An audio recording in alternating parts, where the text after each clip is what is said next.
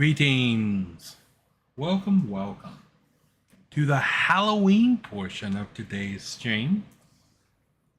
I don't know if any of you have ever heard of this game. It's called Stories Untold. I believe it was released back in 2017. So, 5 years ago now. Wow. The premise of the game is that there are these 4 episodes that are seemingly completely different things, but they're tied together. So by the time you get to the end, you're going to see what ties all 4 of these stories together. And it starts here in episode 1 with the house abandoned. As you can see, I've never played this game before. I have seen another person play the game. One other person I saw play this game back when it first came out. So I only vaguely remember what these things are about. I know this is about a old, like 1980s style home computer game, and this is about an Arctic research station. One of these, but that's about it. Let's begin. The house abandoned. Find yourself stuck. Try to look around for clues. Okay.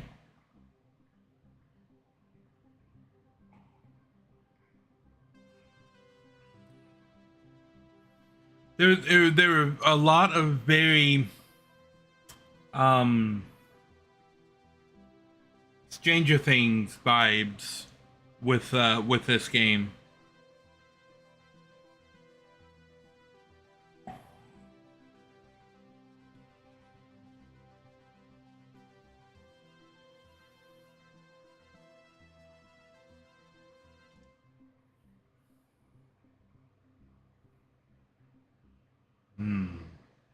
What am I getting into?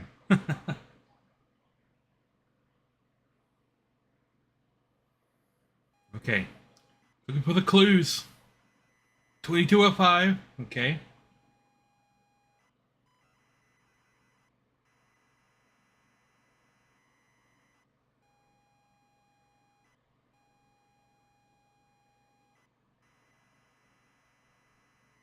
This is what video games sounded like back in the 1980s. Pull up to the driveway of the family holiday home and park the car. It's dark, but it's idyllic as you can remember from all that time ago. You remember being told to look in the glove box before going in. It's good to be back.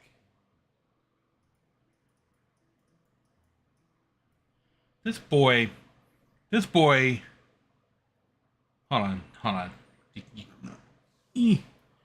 See that boy? That boy in that picture is looking kind of demonic, right? Demonic boy? Demonic boy? Yeah. Nothing to do on the phone. And interact with the clock. Look in glove box. Glove box is closed, but it appears to be unlocked. Oh my god, it's one of these.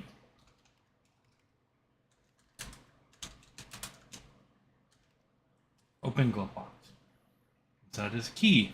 Handwritten note from Dad. You take both. Okay. Read note. Read note. The note is from your dad and reads, "Hi son, hope you enjoy your break. You'll need to fire up the generator around back to get power and lights on. Also, I found something in the attic for you. It's in your room. Enjoy." Pull up to the driveway.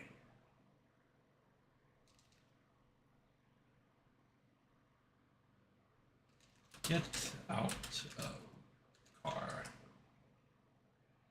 You open the car door and step out.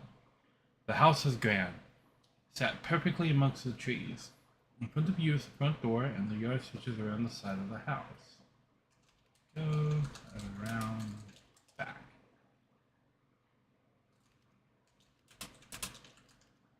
Backup house. Go to backyard. take a walk around the yard. The yard has been well maintained. You spent a lot of time here with your family on holiday trips. Good memories.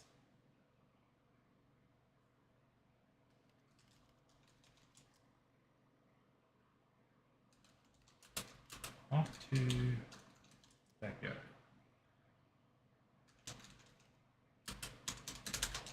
Maybe I'm already there. Search generator.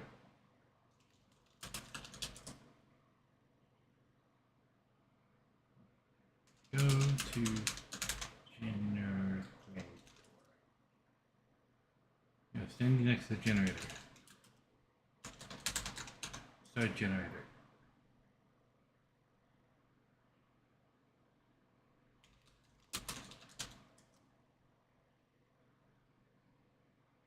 Go to front door.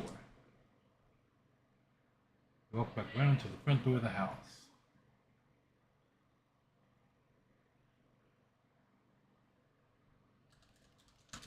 Unlock front door. I assume it's locked because I have a key.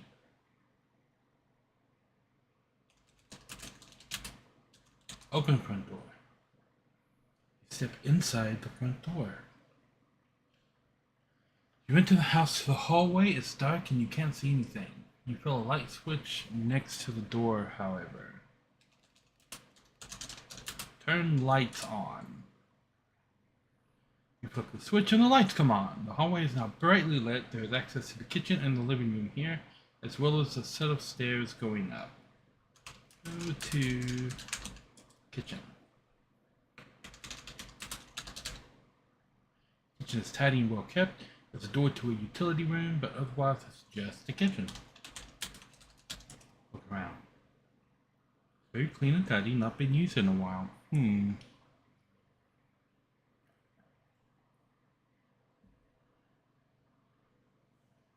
Well, go to utility room.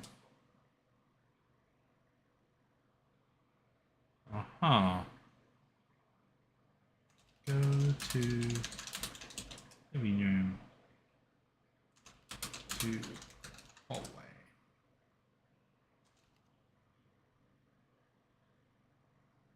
Access to the kitchen and living room. Okay. Go to living room. Okay. A spacious and comfortable living room. We spend a lot of good time here playing board games with the family. Warm and inviting.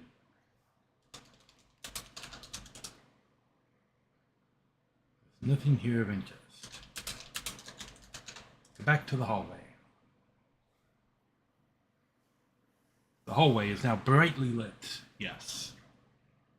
Stairs going up. Okay, go up stairs. You walk upstairs to the landing. Stairwell landing. There's a bathroom and 2 bedrooms, yours and your sister's. Pictures adorn the walls, images of happy times. Go to sister bedroom. You walk into your sister's old room. It's in perfect condition, untouched since the last time you had seen her. Posters of her heroes and some of her own attempts at art adorn the walls. A few shelves are crammed full of trophies. Her bed is drowned under a pile of colorful soft toys. A real nostalgia trip.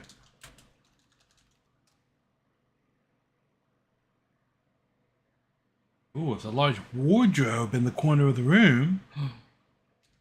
Open. Wardrobe. Empty. Part of a scattered photographs at the bottom. Look at photographs. Photographs of another. Oh, that's an achievement looking at the photographs? Okay. They're all identical. Well, 4 thread at night. You put them back. Well, that's not creepy at all.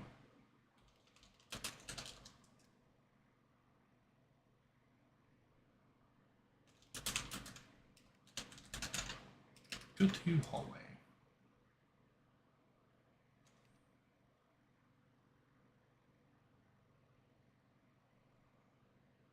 Go to bathroom. You're in the bathroom. There's not much to note, but it's all in good order. Around.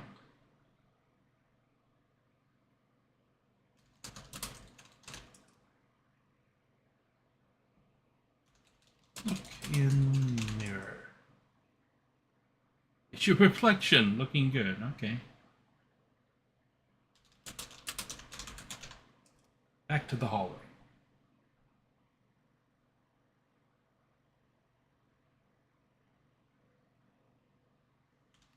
Look at pictures.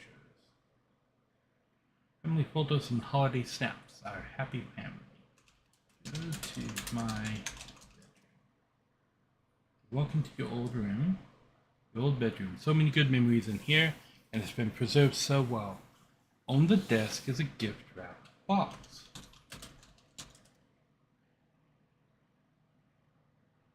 A desk with a TV. Open desk. Go to box. To box. Open box. You unwrap the gift excitedly. You can't believe it. Dad has found your old computer, a Futuro 128K plus 2. It's been preserved well in the attic and hopefully still works. Press enter to continue. Your old bedroom. So many good memories in here. On your desk is a computer and a copy of The House Abandoned. It's all still to be set up though. Set up computer.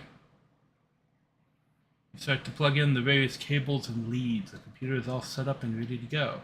There's a game here too. Look at game. It's a new horror game called The House Abandoned. Looks ace. Play game. You put the cassette in the computer and press play. Oh shit.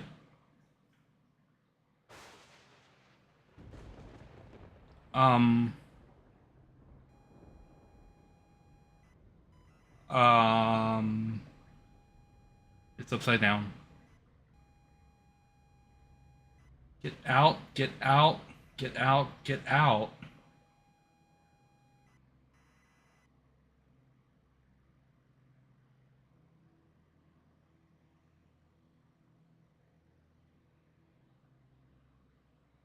What? You pull up to the driveway of the family holiday home and park the car. It's dark, but it's clearly neglected. You remember being told to check the glove box before going in. You can't stand to be near this place.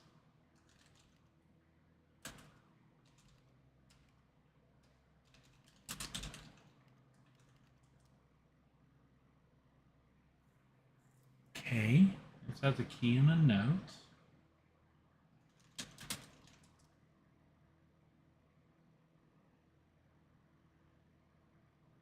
Don't recognize the handwriting. It says, get out, get out, get out, get out, get out, get out, get out the car, get out the car, get out the car, get out, get out, get out.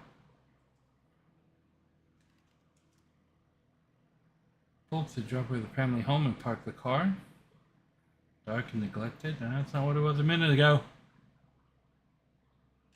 Get out of the car. You force the warped car door open and fall out. The house is abandoned. There's a yard to the side. Wood creaks in the wind, and all happy memories are gone from this place.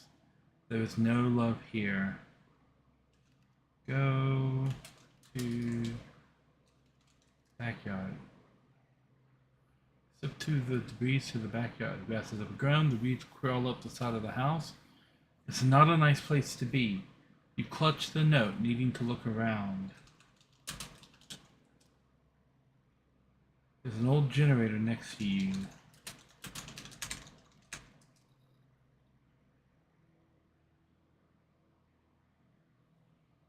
What? What? There isn't much fuel, but the generator starts up.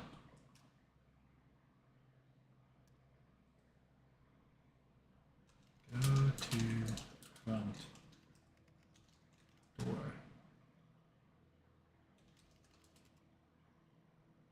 It's abandoned.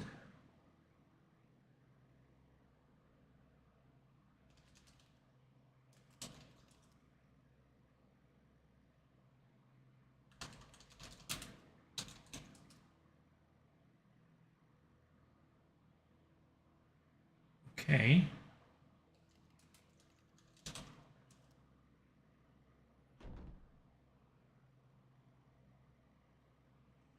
Somebody just walked into the house. Pitch black, but your senses are punished more by the smell, stale air and damp. This could not be less inviting. The note burns in your hands. You feel compelled to read it over and over.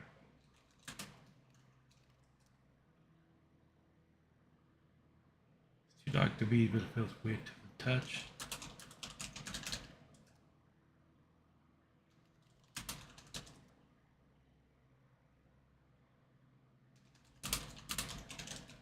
Turn on lights. What you might see, you flick the light switch. Lights flicker on and off, the walls falling apart after years of neglect or worse. There are stains and trails up. What the?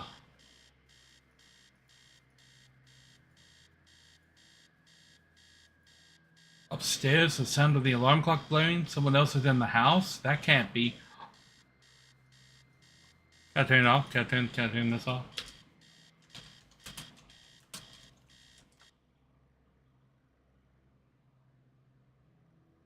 Well, that shouldn't have worked.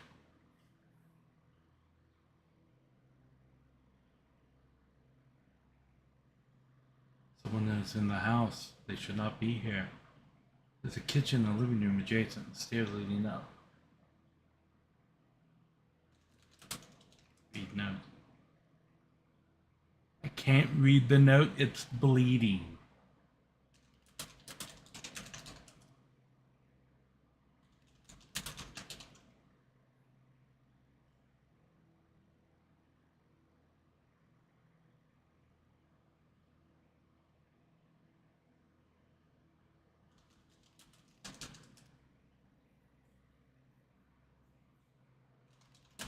Read the wall. 1986? Smeared across the wall in blood.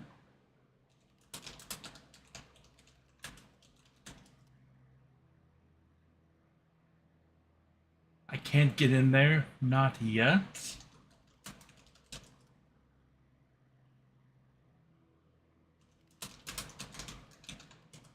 Okay.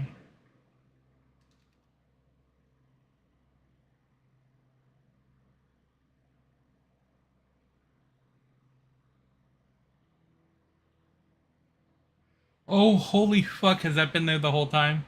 The 1986 written on the wall in blood?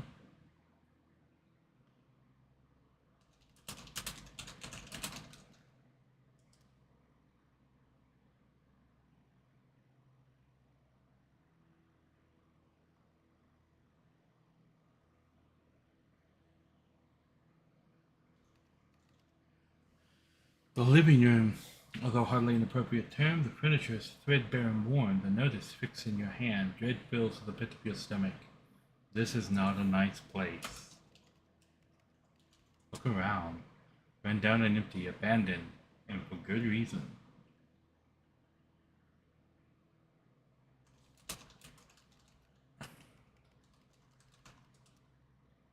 You return to the hallway. Still in the hallway, okay.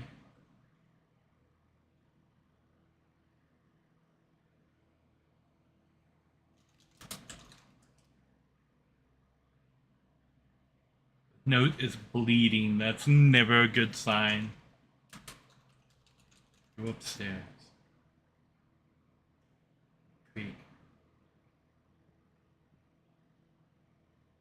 Same but different. London has access to your sister's room, your room, and the bathroom. Behind the door, phone starts to ring. You don't understand. Neither can he.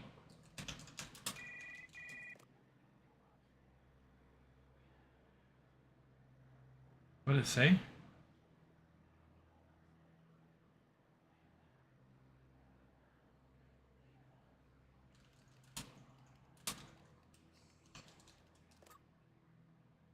Pick up the phone, relief. The guy on the phone was saying, don't go upstairs.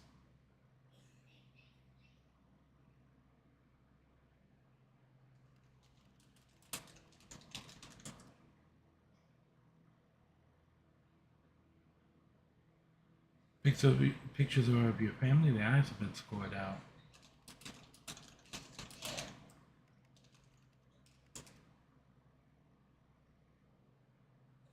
Jennifer's room is boarded up. You can't bear this.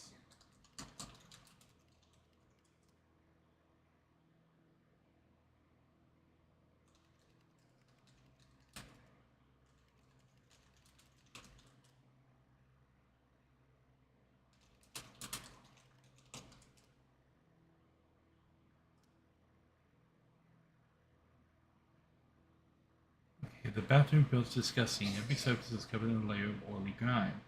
The sink is a haven for all kinds of bugs. Look in the sink. Taps won't budge.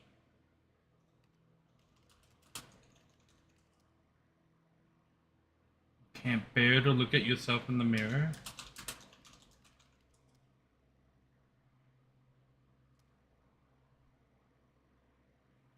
Same but differ, and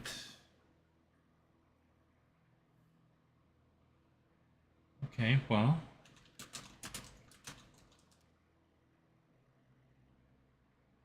the door is bolted shut with a 4-digit combination lock.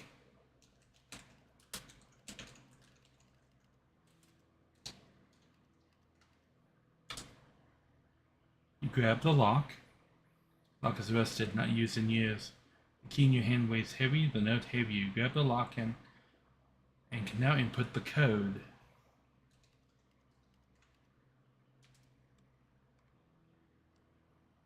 What?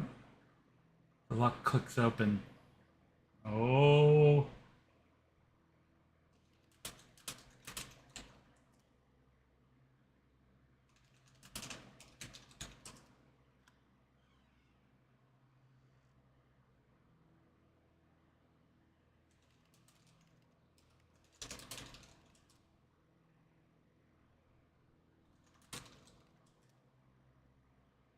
Go into my bedroom.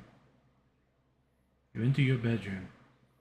It feels utterly unfamiliar. The walls are damp. You've been in here before. In front of you, a lone person sits in front of a computer screen. The lamp is on. The clock reads 9999. You shouldn't be here. I shouldn't be here. Read the note. Sorry, Jennifer. I'm sorry, Mom. I'm sorry, Dad. You haunt every step I take, even in this place. It was out of my hands, but still you punish me. I can be with you now. There's nothing left to do. I'm consumed and confused. This has to end now.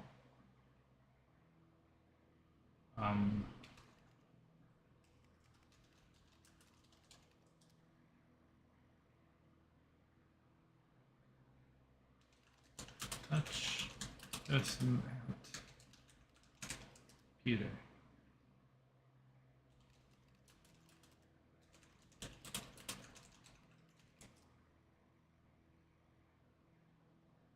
Rocking back and forth, consumed by guilt.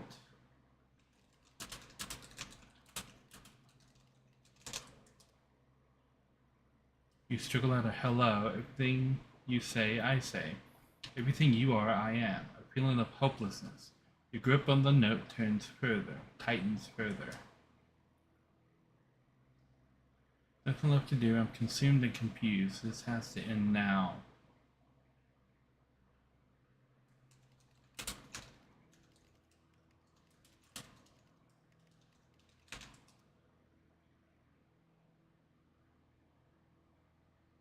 What? Is this an option?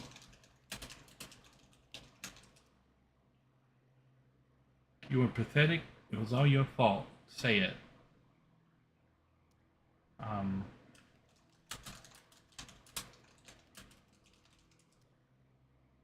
please stop.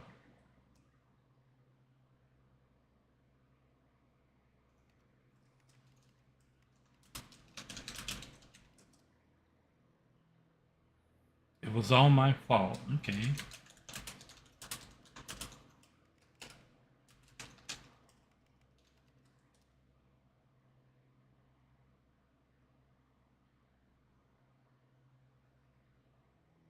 Someone's breathing really heavily right behind me. Oh, shit.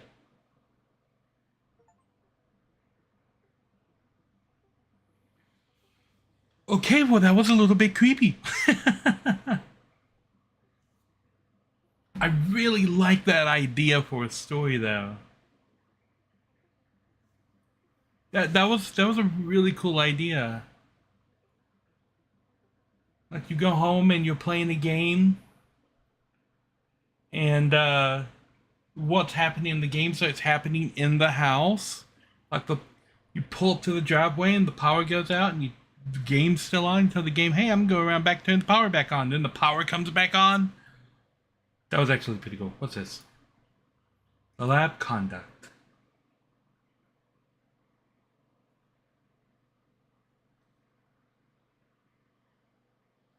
What we got going on here?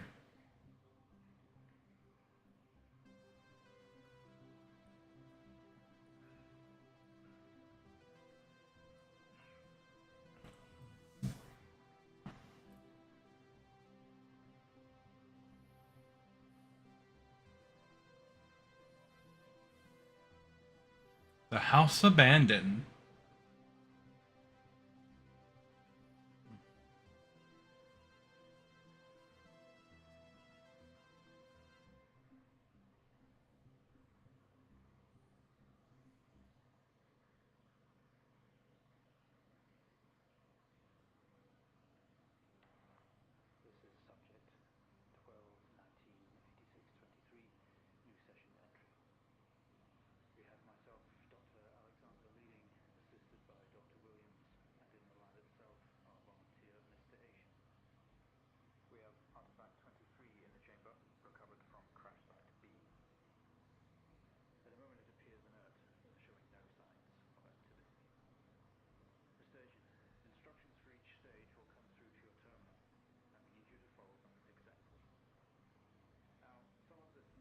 Okay.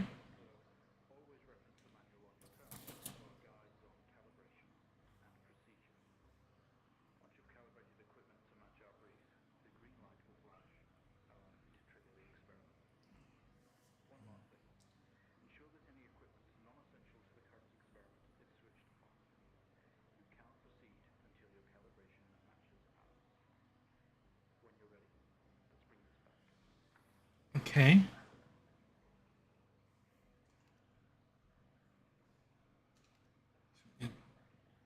Okay, subject to that is enclosed in solid outer layers. X-ray the artifact to determine its internal structure. 1, 2. What apparatus? The camera, the monitor, and the charge device. Okay.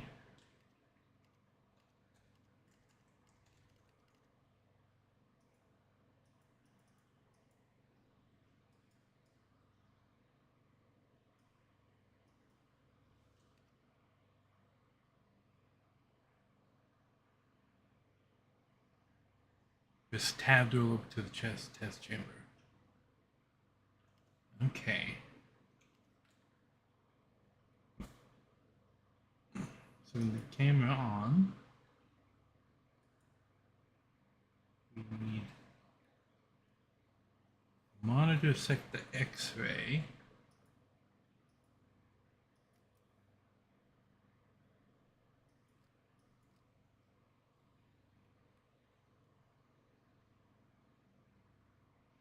Sorry, it's X-ray. In charge of the CC86 X-ray device.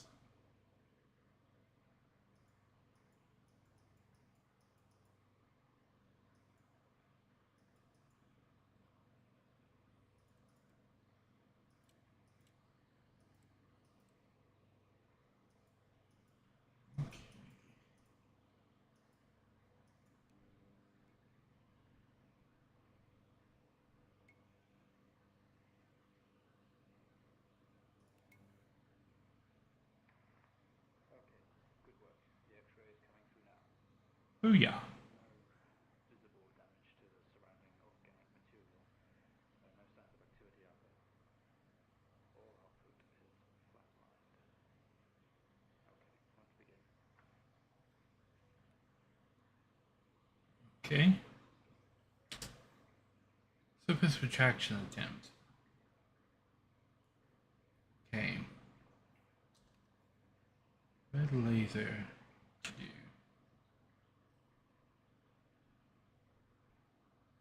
Monitor set to RGB.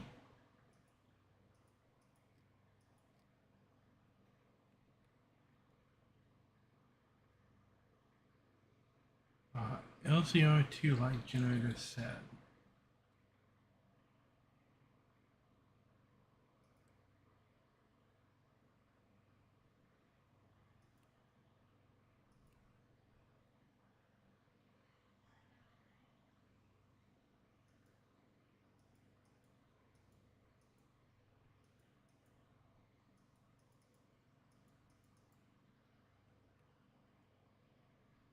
Okay. 650.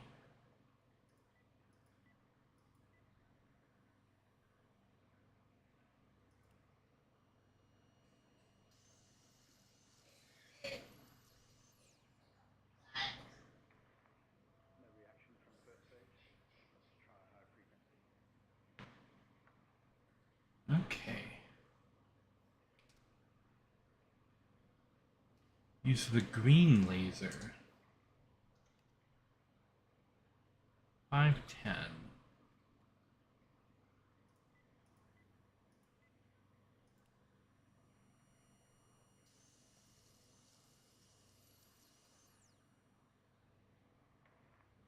Okay, we have a reaction of some sort here, a weak signal.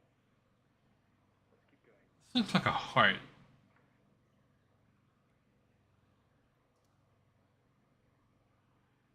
Uses a blue laser. 455.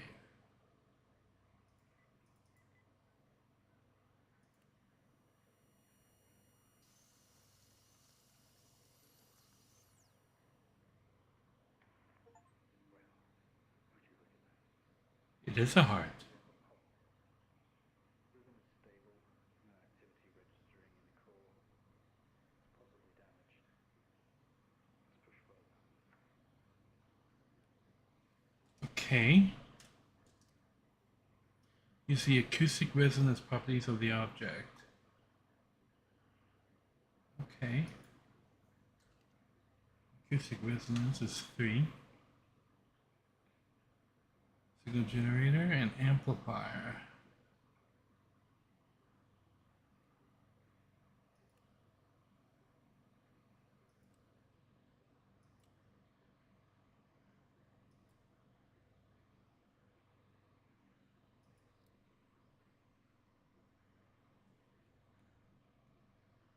Amplifier display.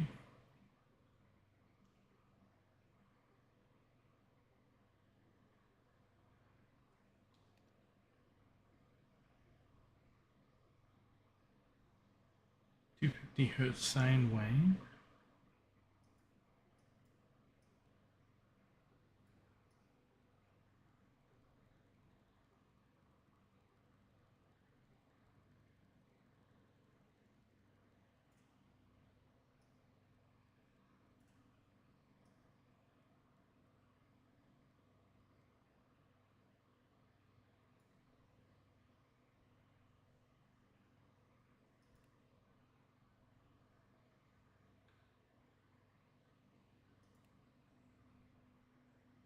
Okay.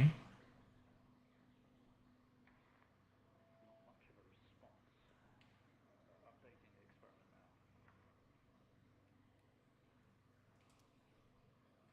now. 500 with a gain of 5.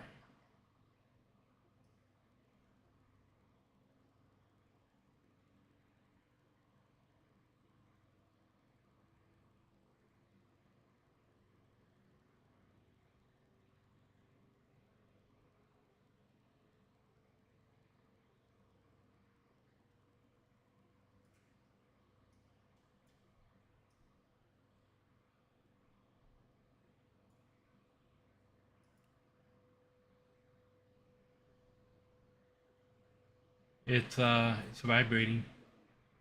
some fluctuation in activity. Some. She feels asleep. To the risk of damage. What about the long sleep? Okay, we're going to push further. I'm running out of time. Switch around. Okay. Switch to a square wave.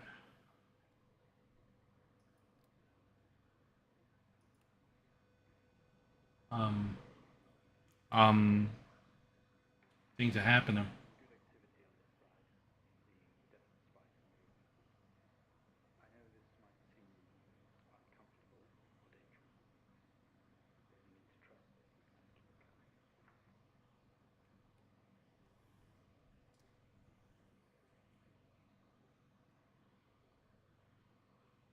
I mean, the frequency up to 1 kilohertz.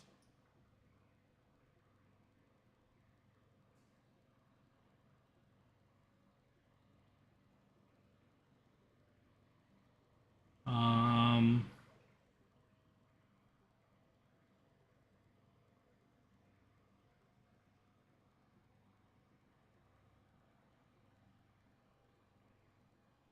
um,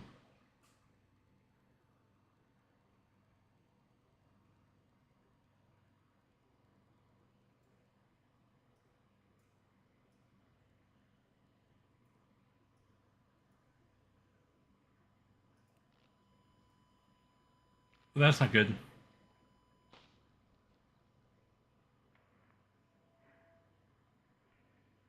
Full activity registry. We did it. Thank you. You've made excellent progress. You're doing great. Now we need you to stay calm and try to relax as we go through these next steps. We're going to attempt to alleviate some of the discomfort.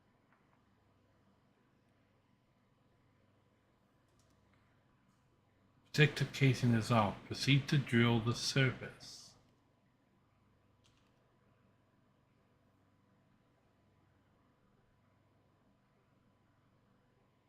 Okay.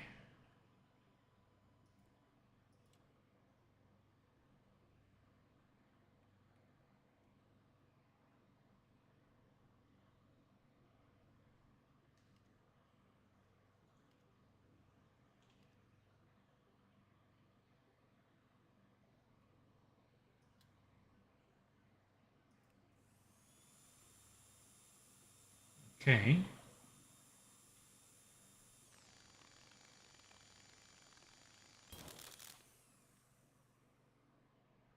Um, How do you feel? Don't be scared. We have the situation under control.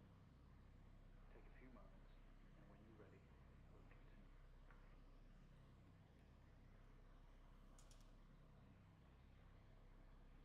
open the test chamber.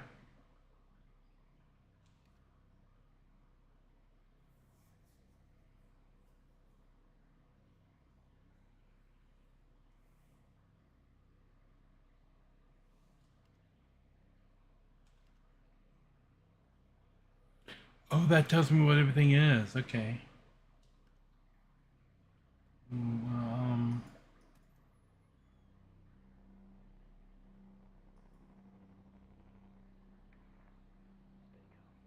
Stay calm. You're doing fine.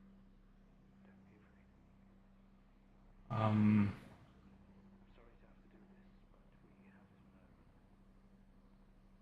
I know how difficult this must be, but you can do this. It's time to remember. what? Oh, the what?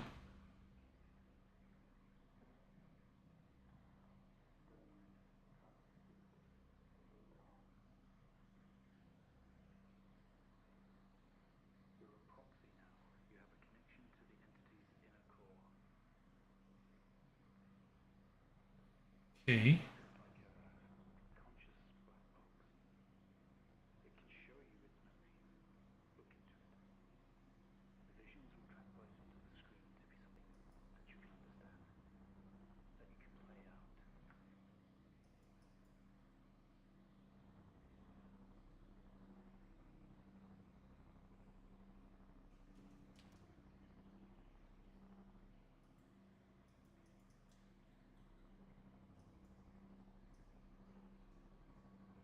I have to. Oh.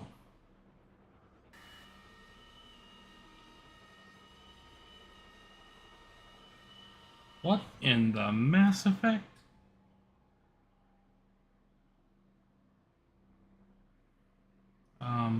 It seems to have a USB port down here. We could just do that.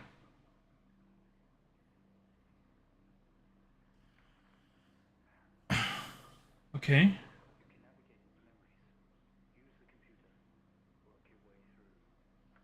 You wake up in the crowd, pause struggling against gravity, you force yourself up. Impact into the planet's surface has torn a hole in the ship hull. Poisonous atmosphere spills into your craft. You're in grave danger. You have to get out of here. Okay, well, get out.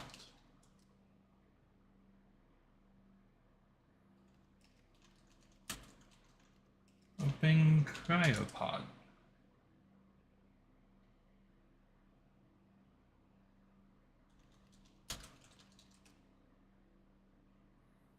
Craft is broken beyond repair. With wreckage all around, an airlock door is locked tight, and the computer terminal adjacent blinks.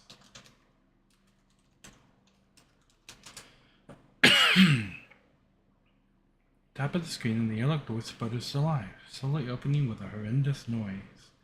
The ship's powers down to silence, having spent the last of its reserves. I will be right back real quick.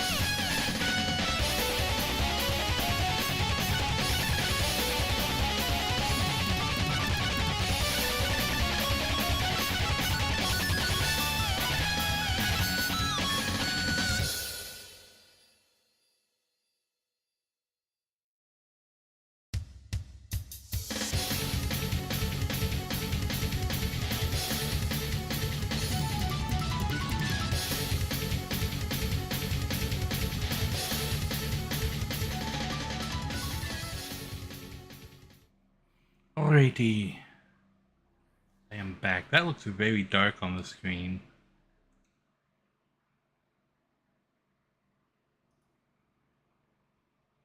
Turn on subtitles.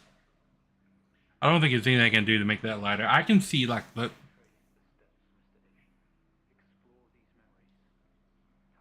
Oh, fine. Okay.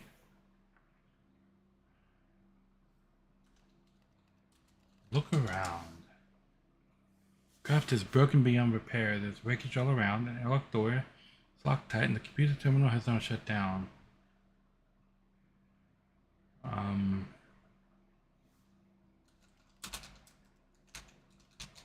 to airlock. Open.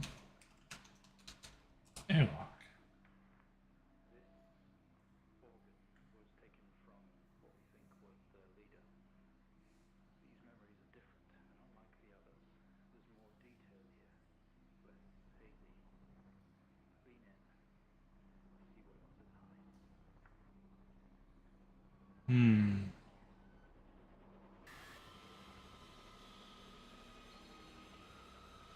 Okay, person.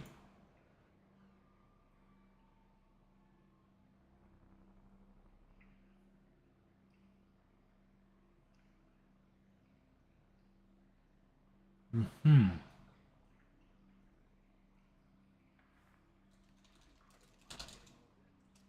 Describing the moment we found a ship. Mr. Asian, please continue.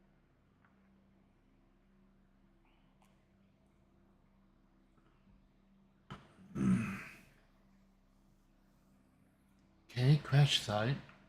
Smoke billows from the down ship. Exterior lights flicking on and off. Wreckage around you. Looking upward, you see unfamiliar star patterns. Um.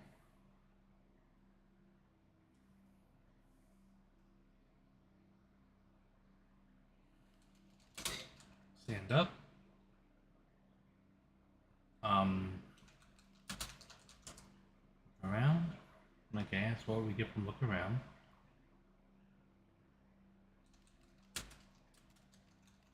Star patterns. You don't recognize any of the star patterns above you. Look at crash site.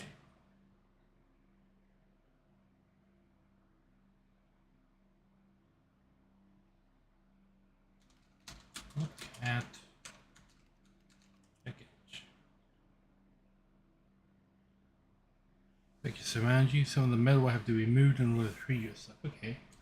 Move metal.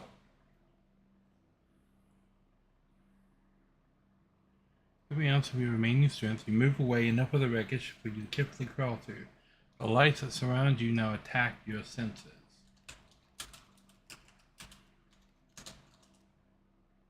You squint at the light, trying to shield your visor lens at the same time. It is a circle of artificial lights set up around you to illuminate the crash site in the darkness. Behind them, an army of people, all staring. One figure steps out, a silhouette, and walks towards you. Back up.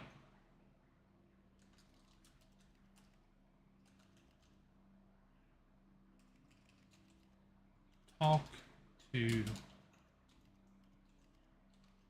silhouette. Your heart rate is elevated, but you're doing well. For what it's worth, very few of our test subjects ever make it this far. Oh, well, that's nice. Okay, well then, I'm making it further than most.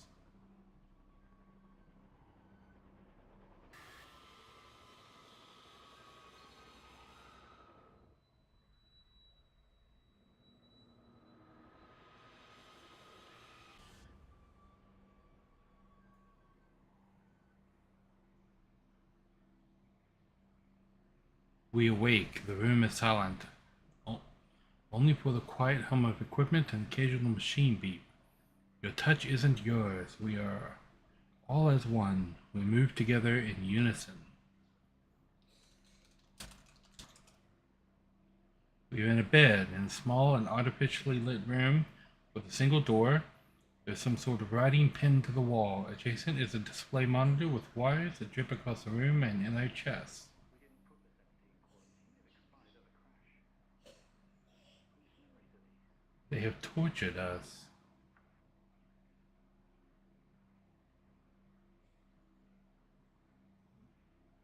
Um,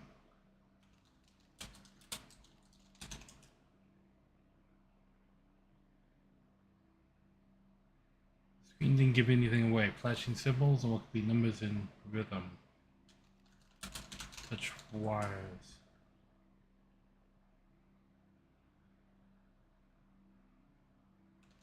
Open door.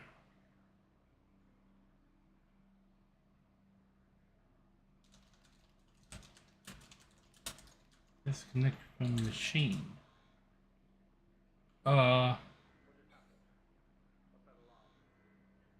There's been a disconnection in quarantine lab C. Find out what's going on.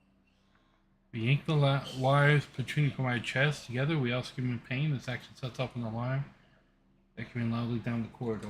Open door. Stop. Specimen 20 I'm controlling specimen 20. Memory is happening right now. Mr. Asian, I need you to stop what you're doing, please. But there's new data.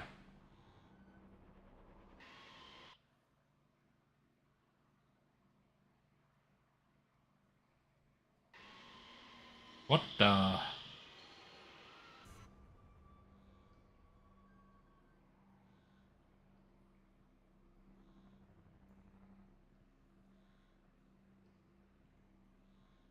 Hmm.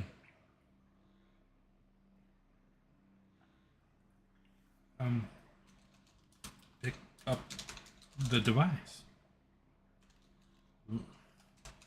Look at device. It's an access code terminal for wide connection, allowing commanders to commandeer other hosts.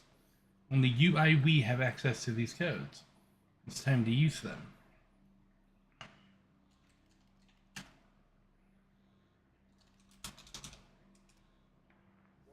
What the heck? It's using the tool we recovered from the crash site. It's in our systems. It's sending something across the network. It's broadcasting. Mr. Asian, please. We deeply regret what we have put you through, but please understand it was for the greater good. We had to know more. Rebelling now could be catastrophic. We don't know what this might do to you in the long run.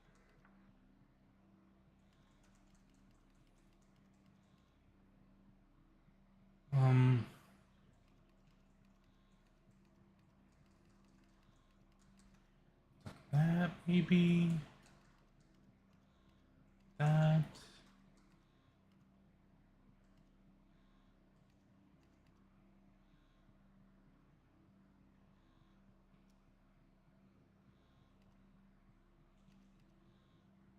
Is that right?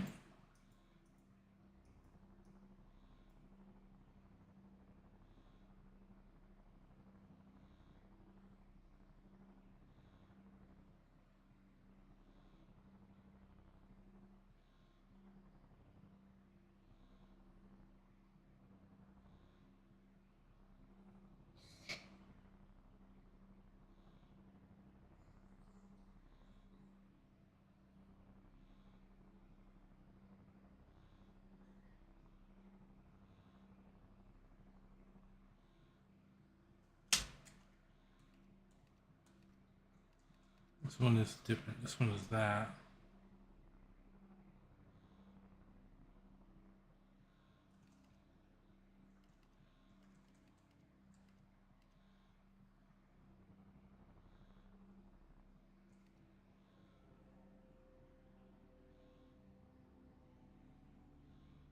Okay.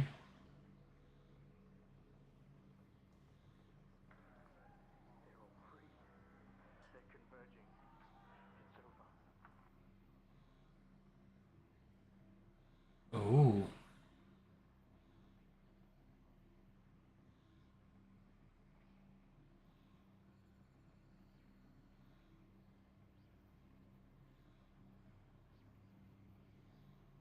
What is happening?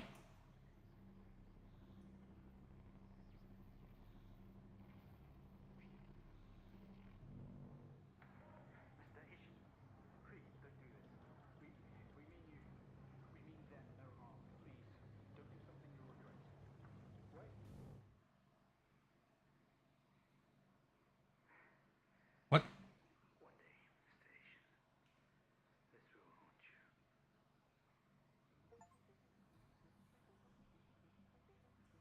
Revolt.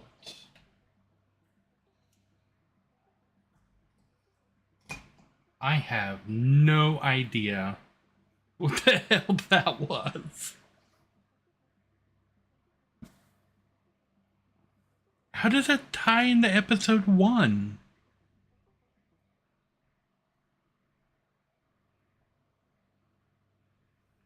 Okay, episode 3, the station process. Let's see what we got.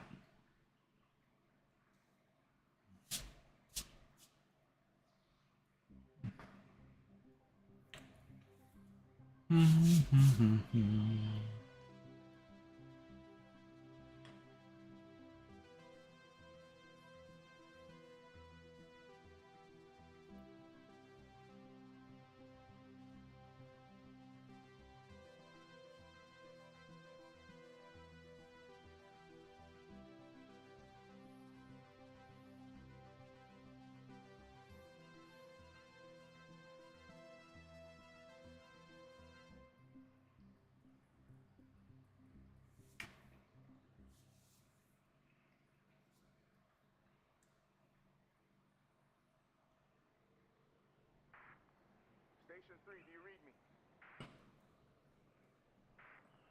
Give me a sign, man. This storm is getting pretty wild. So that's me. So this one I do kind of remember, the Arctic station thing. Come on, 3, log in. Quit fucking around. Um,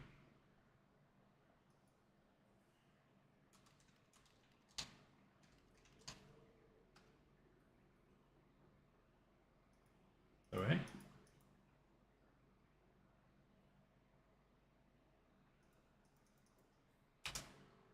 Oh, okay.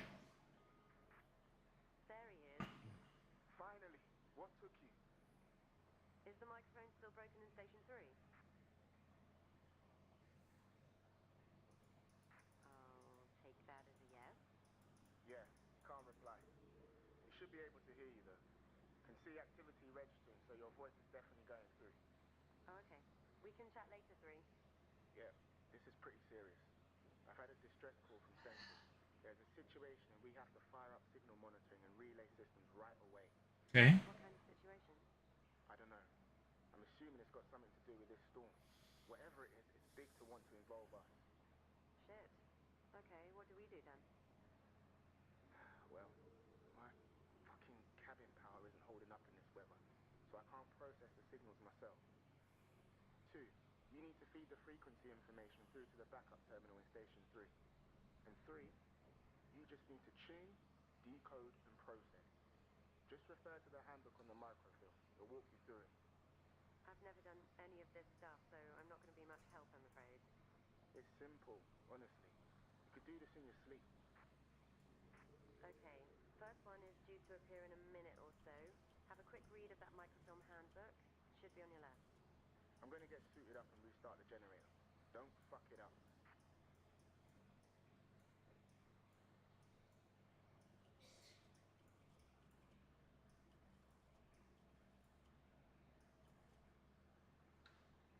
Okay. Okay, 3, we're up. Do whatever it is you're supposed to do. Okay. Broadcast frequency 1930 kilohertz.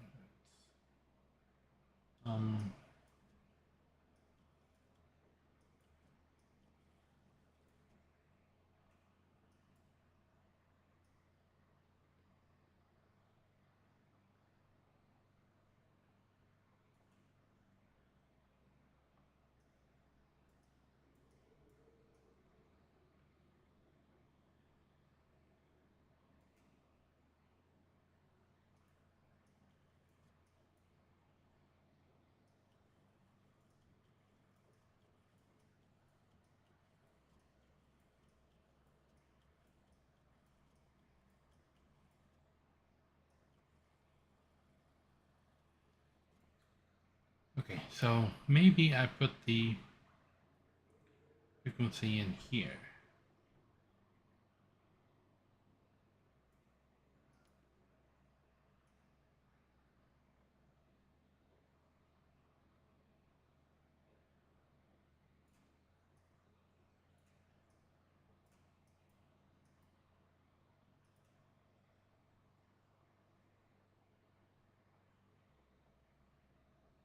Okay.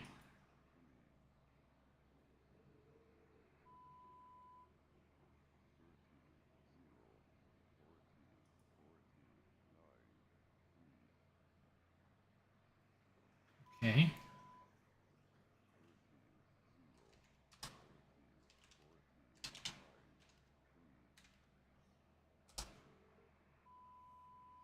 Okay. Abacus.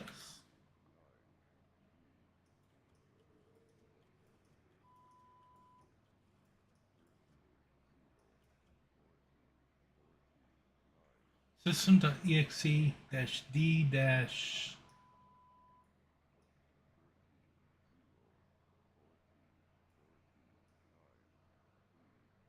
E.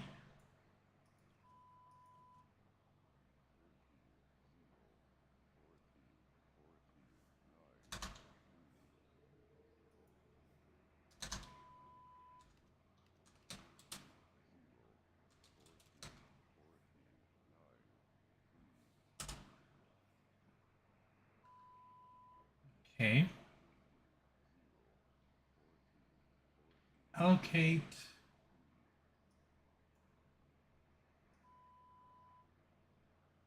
A way to zoom it in.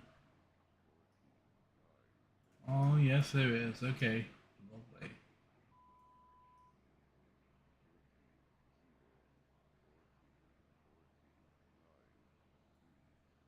Allocate colon 202-A.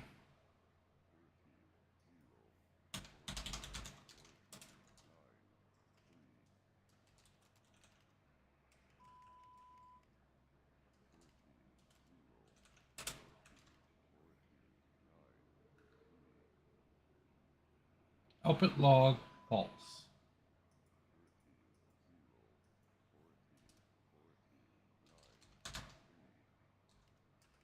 The output dot log, output space log.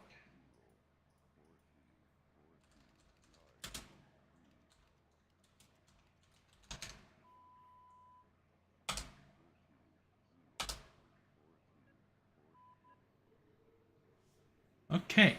Okay, my light here just turned green and the signal stopped. So I think you did it right. Next one coming up in 30 seconds, apparently. Don't leave them hanging too long. I don't know what they're for, but I know we have to make them top priority or I'll get shit. Of course, don't worry, we'll keep on top of it. Okay, there it is. Creepy sounding things, aren't they? Okay, 3500 kilohertz.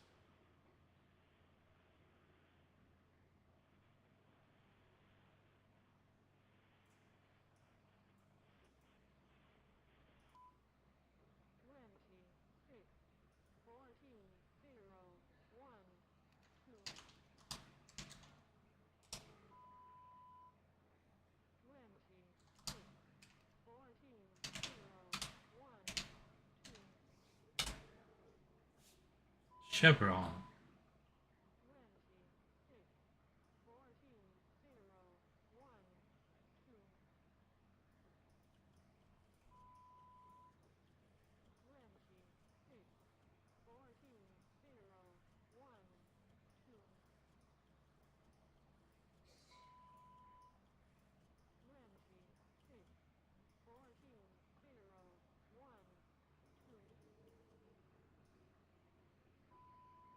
Ref.init WZ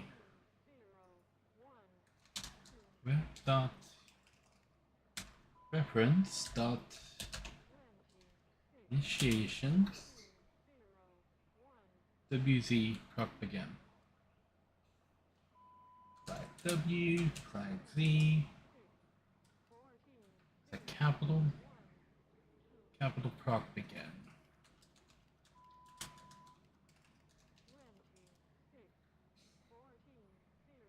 Get dot init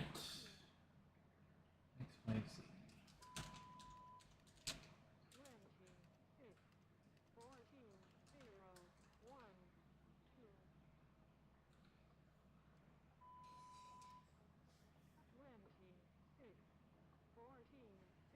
Why is that wrong?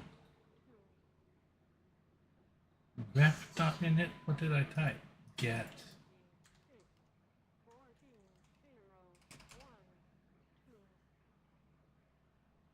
Capital.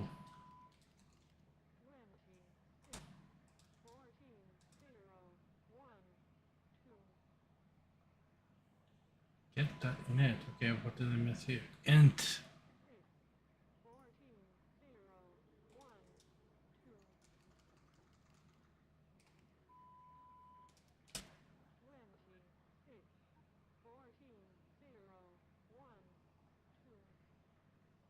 Get int. XYZ. Get.int. Okay.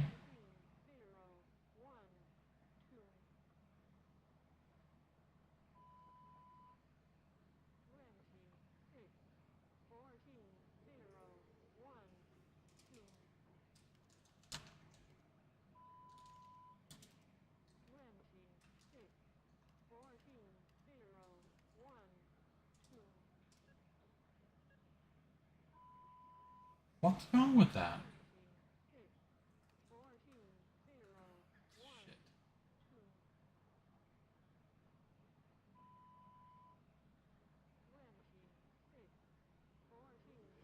Oh, variable replacement.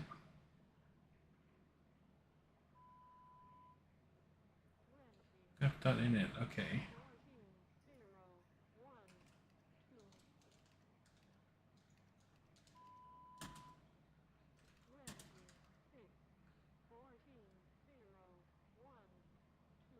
Excess of a second.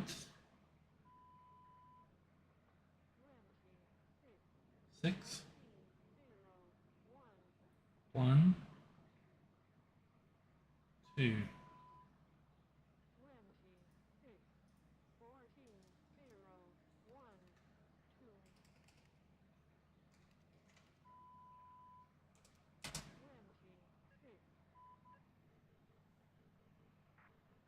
Thanks, Reed. Okay, Getting this update to got it. now. Getting the hang of it, huh? Next one coming up. One.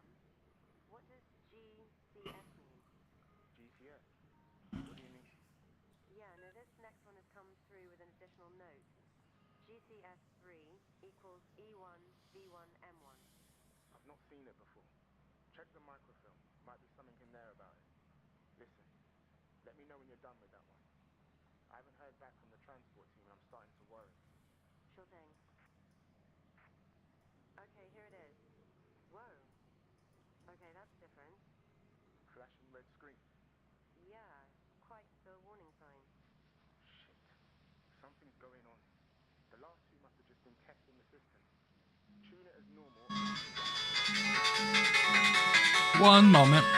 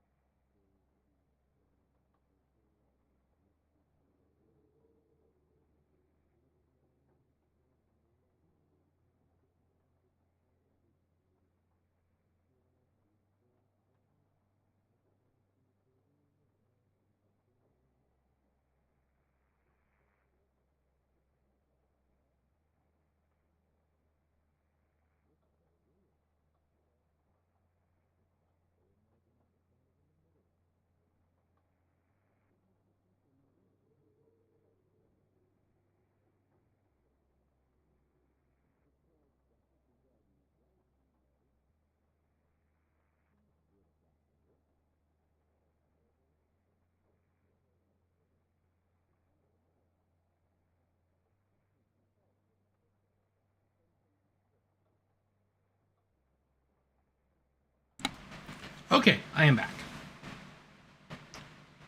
Wow, can you guys not see anything that's happening? Let me see if I can bump this up.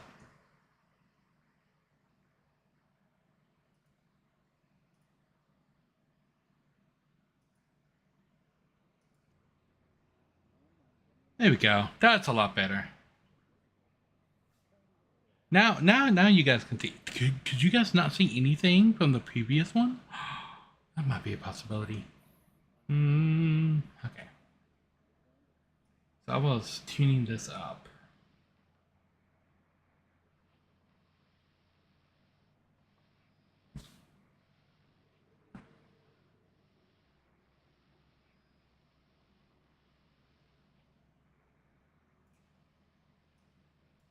$15.20.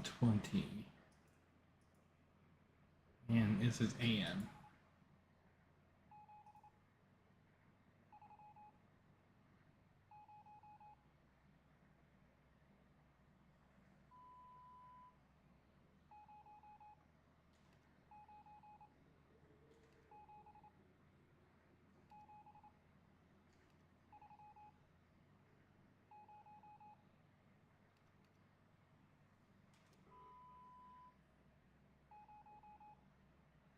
Five.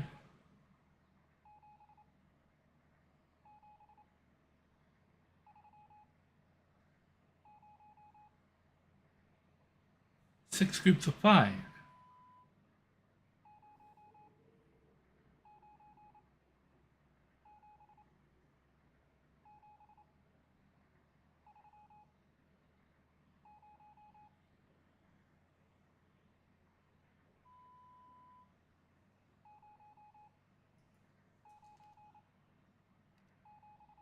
Up, up, up, up. Okay, that's fine. That's fine. The group of 5. 6 groups of 5.22. Okay. There's an appendix for Morse code.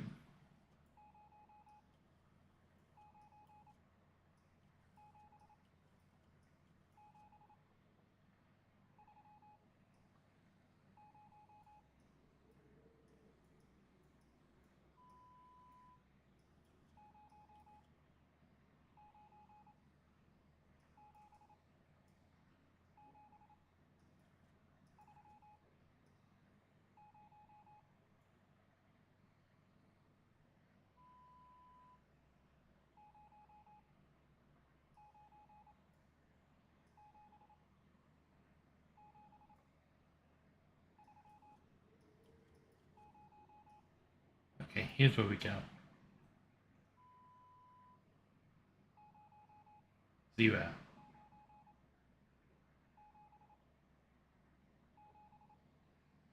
9, 7, 7. 5.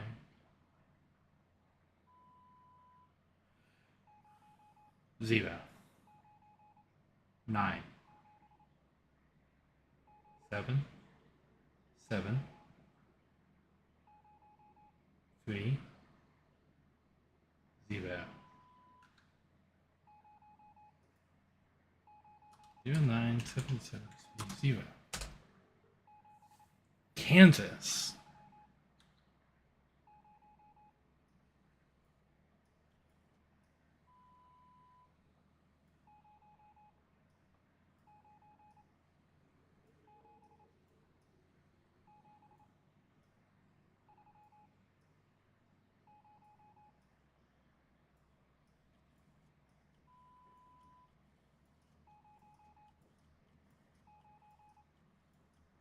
Orange, landscape, whiskey, canvas. Kansas, Kansas, Kansas, Kansas.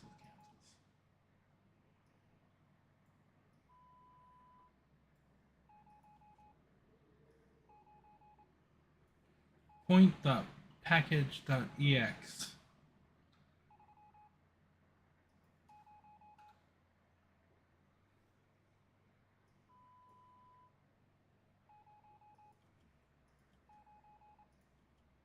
Nine and 3. Okay.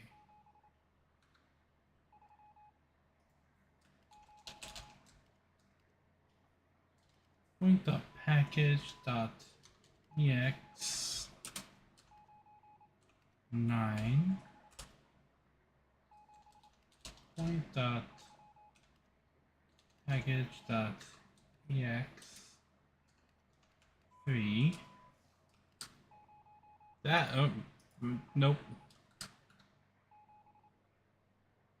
SAL-A-4G.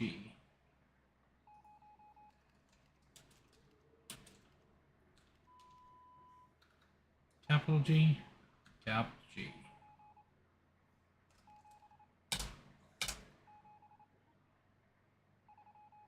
Right, it was 0.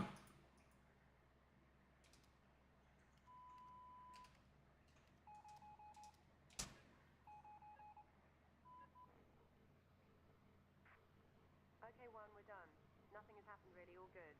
What did you want? I'm about to head outside to look at this generator. My cabin is completely out.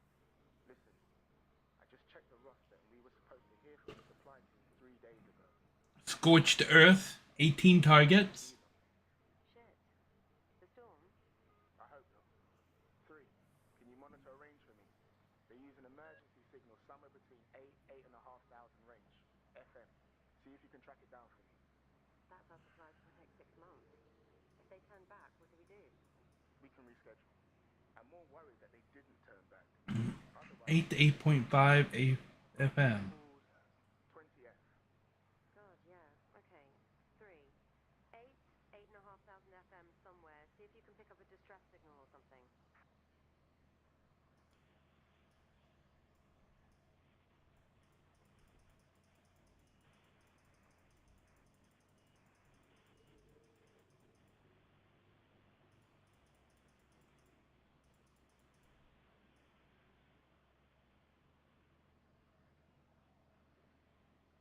Okay.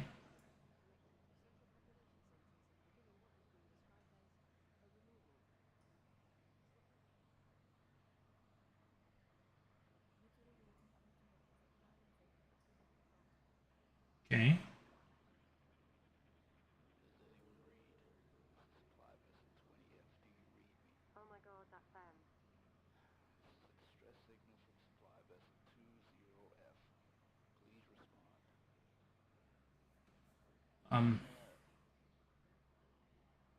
How do I respond? We don't have enough supplies to last whatever this is out. We have some on board, but it's not enough. We try to turn back, but storm, or them, they'll mess with our GPS and send us straight into the What ice. on earth is he talking about? We're holed up here. We just got word from central that New York has fallen. Everyone's done. Fellas, being so remote would give us time, maybe, but I can see it coming. What?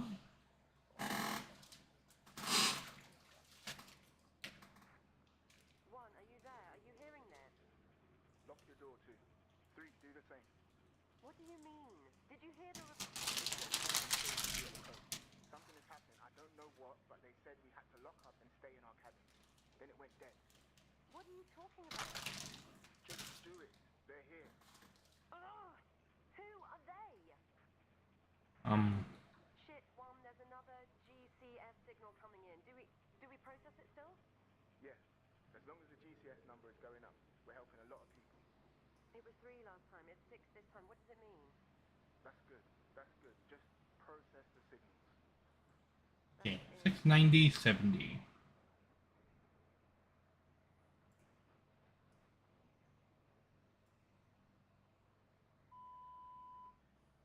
Mike, Zulu, Sierra, Hotel, Bravo, Echo,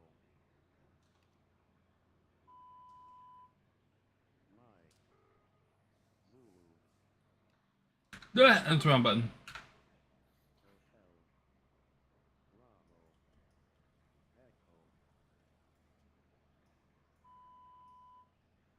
Mike, Zulu, Sierra, Hotel, Bravo, Echo,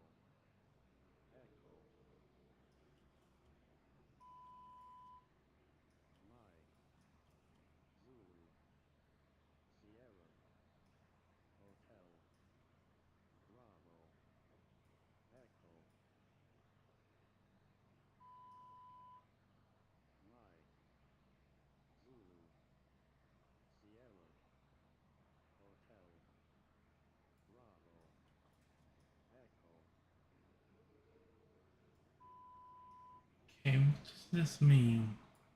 Zulu, Sierra, Hotel, Bravo, Oh. Echo, Mike, Zulu, Sierra, Hotel, Bravo, Echo, Oh. Mike, Zulu,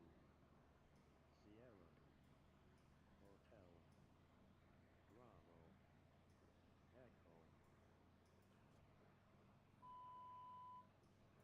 Bravo, Echo, Mike, Zulu, Sierra, Mike.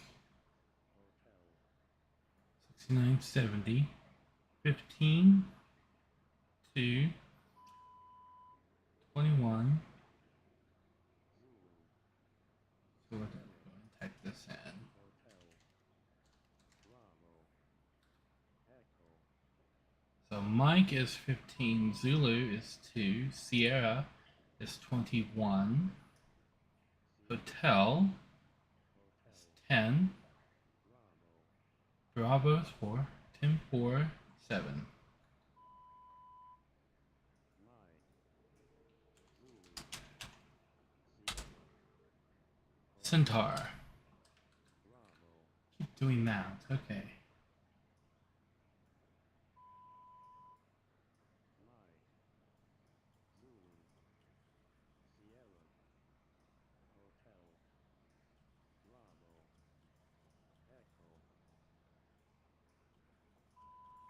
Sacrifice, Jennifer, Home, Centaur. Sierra, Hotel, Bravo,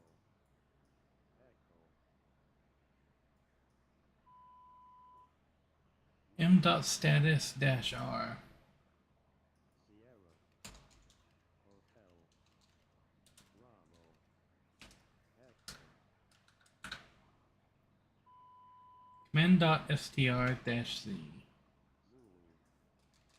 Sierra, Hotel, Bravo, H. Dot grid dot W. Nai, Zulu, Sierra, Hotel, Bravo, Okay. Analyzing, or initializing. There's something. I don't know what I'm looking at. Cabling? One, I can see something above three's cabin. One of the power lines down. One, are you there? What?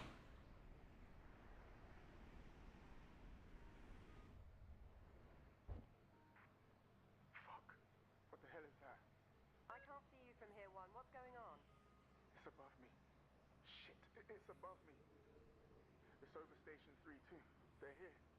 What's here? Jesus, One, what the fuck is out there? It's fine. It's fine. You'll be fine.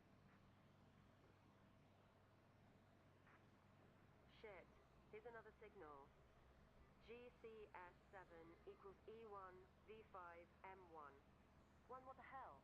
It's flashing urgent. They've all been flashing urgent. 8150. Oh, no. Pass it.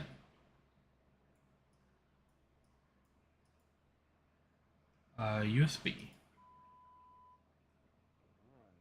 8, 9, 0, 4, 5.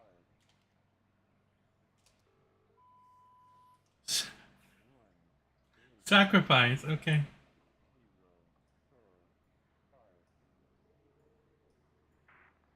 Guys, are any of you walking around in that store? That's crazy. You'll get yourself killed. No one is outside. You're seeing things, 4.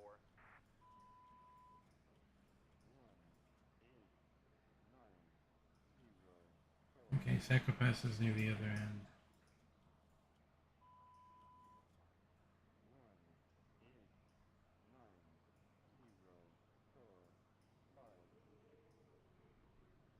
Okay.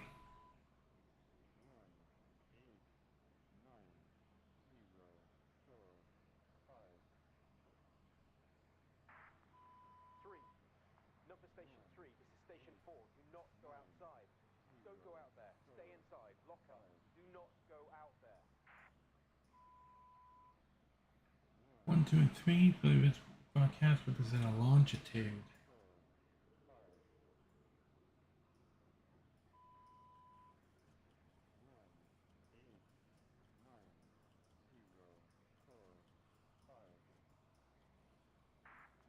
Guys, I'm shutting down Station 5 and getting the fuck out of here. They took 6. Station 6 is fucking gone. Those things just ripped it out of the ground.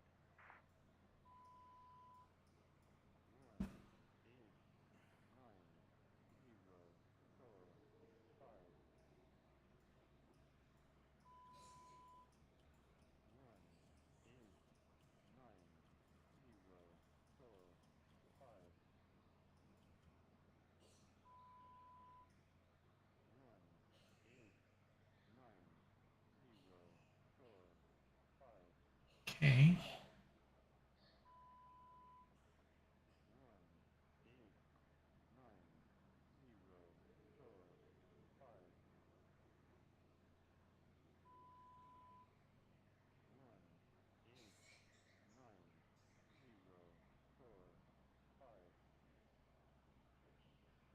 I don't understand what they want me to do here.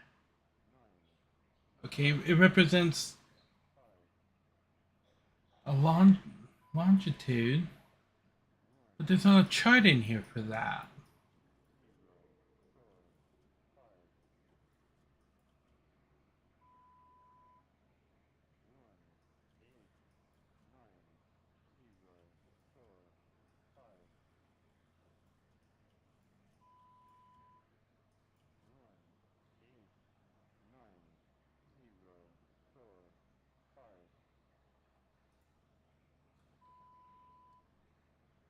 IoT.x.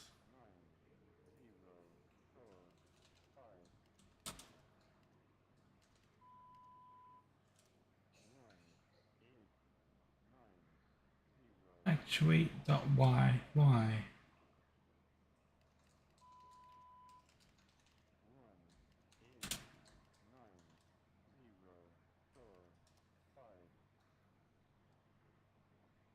Point one Z.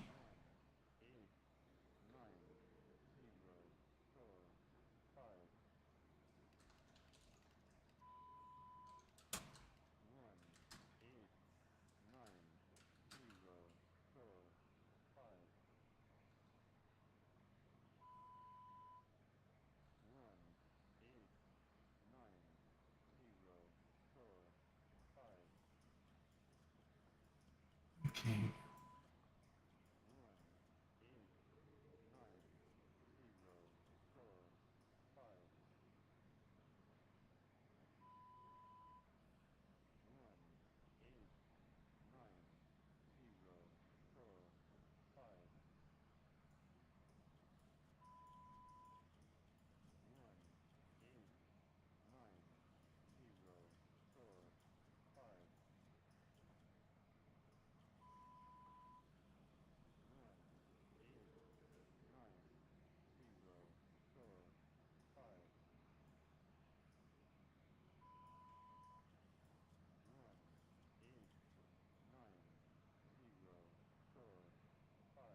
Version chart. GCS charge.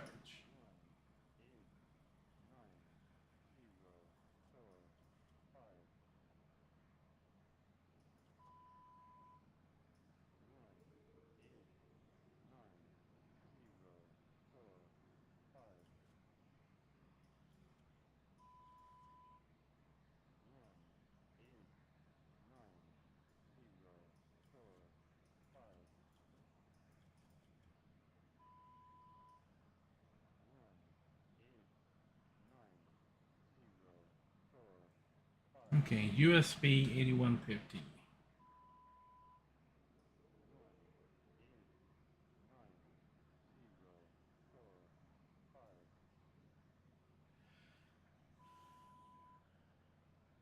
One, 9, 18, 18.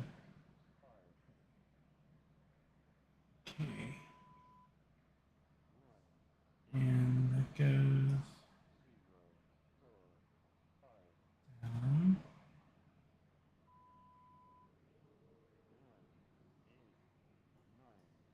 Total less than 30. Yes, it's 27. Tesla.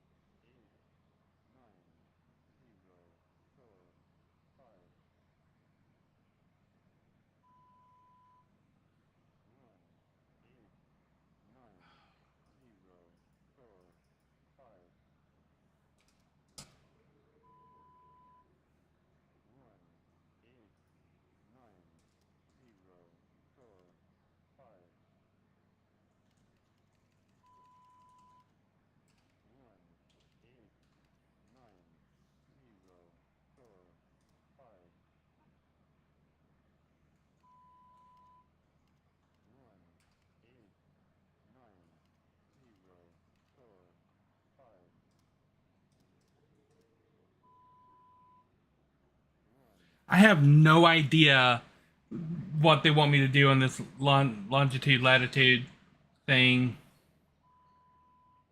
The numbers 1, 2, and 3 from the original broadcast form a longitude. Okay. The numbers 1, 2, and 3. What does that mean?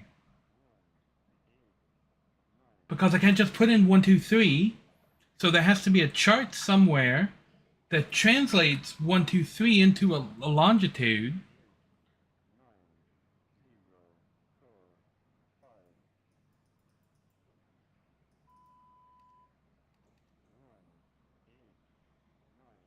So this is the first time that I've been confused on what the game wants me to do, because it's not giving me this isn't instruction for how to solve this for x and y. X numbers 1, 2, and 3. Clear that up. Numbers 1, 2, and 3 from the original broadcast represent a longitude. Okay, what is that supposed to mean? I know I'm supposed to put in a longitude and a latitude. But how does 1, 2, and 3 form a longitude?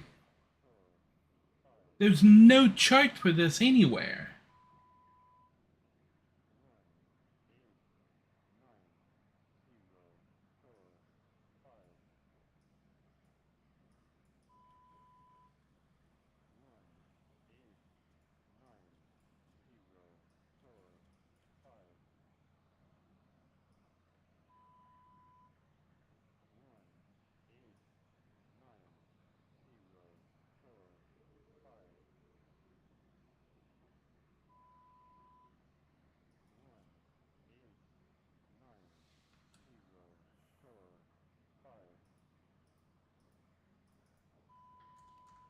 I mean, do I just put in 1?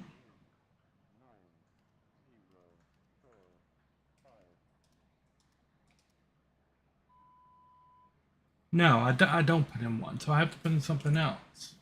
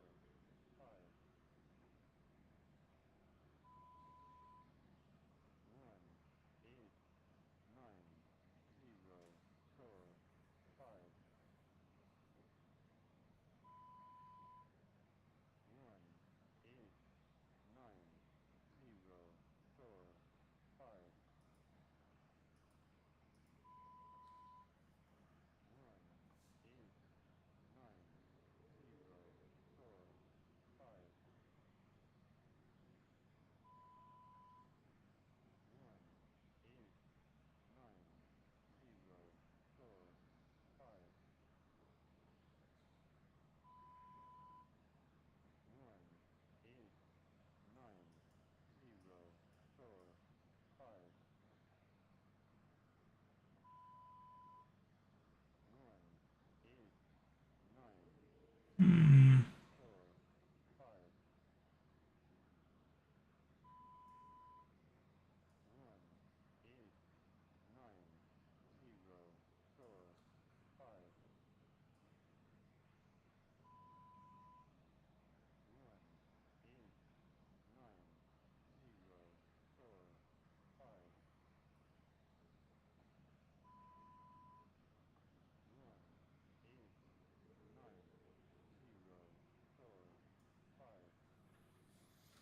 Okay, Google to the rescue.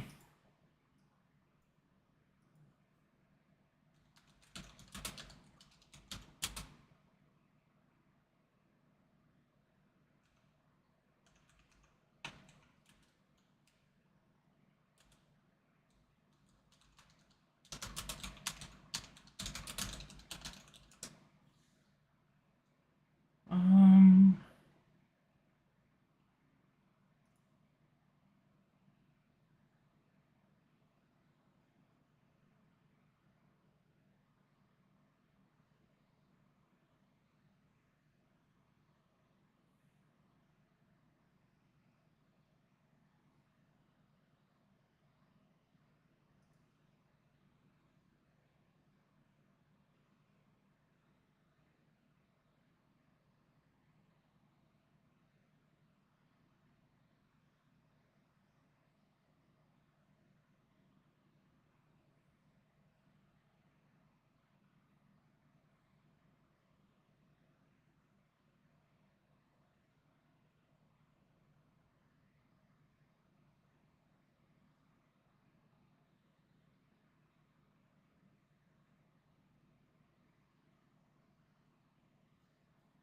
Well, that is an entirely useless thread when it comes to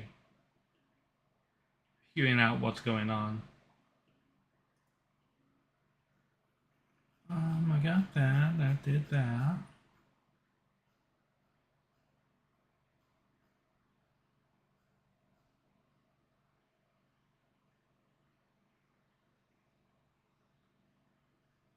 $189,045.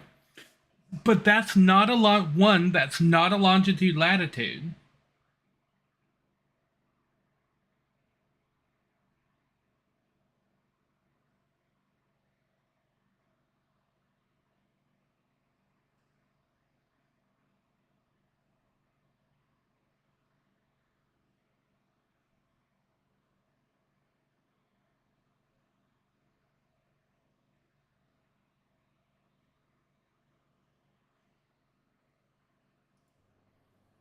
Okay, so the answer is 189,045, which is not a longitude latitude.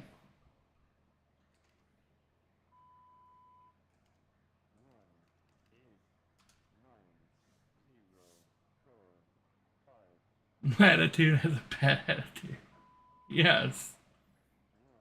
Because the clue that I'm getting for this is this, right? On the microfilm over here. Into this, and for x equals numbers 1, 2, and 3 from the original broadcast represent a longitude. Y, which goes right there, numbers 4, 5, and 6 from the original broadcast represent a latitude.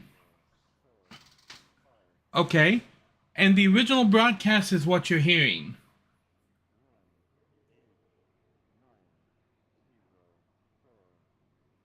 $189,045. And from that, I'm supposed to figure out that it's just cut it in half. Put 189 here, put 045 there. But this in no way, shape, or form is a longitude and latitude. Like there's for one, there's no time listed here. And you need to know how many minutes you're traveling in order to get an actual launch. Whoever wrote this particular puzzle had no idea what longitude and latitude are.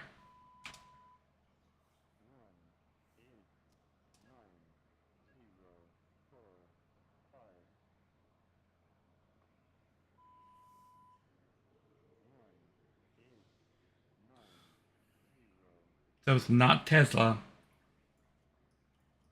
Is their flowchart incorrect?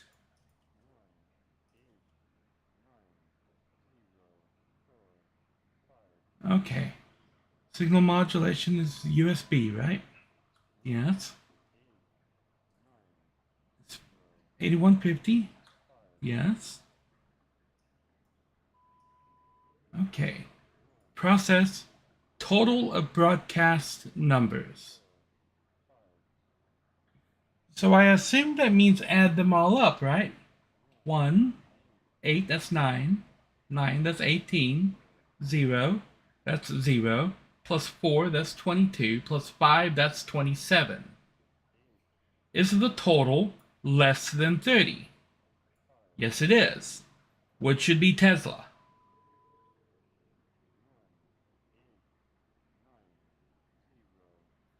Is my math incorrect? Am I mathing wrong here?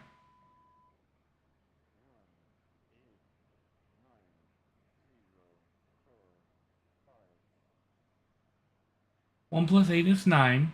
Plus 9 is 18. Plus 0 is 18. Plus 4 is 22. Plus 5 is 27. Which is less than 30. So the answer is Tesla. I'm going to type in Alexander and see if that works.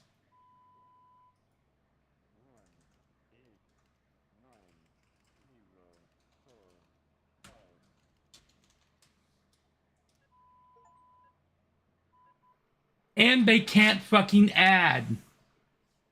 They dropped the ball hard on that one. Because those numbers added up to fucking 27. The last signal think the wind has misaligned the transmitter or something. We need to go out to it. Please, James. I'm sorry. Too late for the brain to be brainy. You'll still be able to hear me, though. Go. Go. What the huh?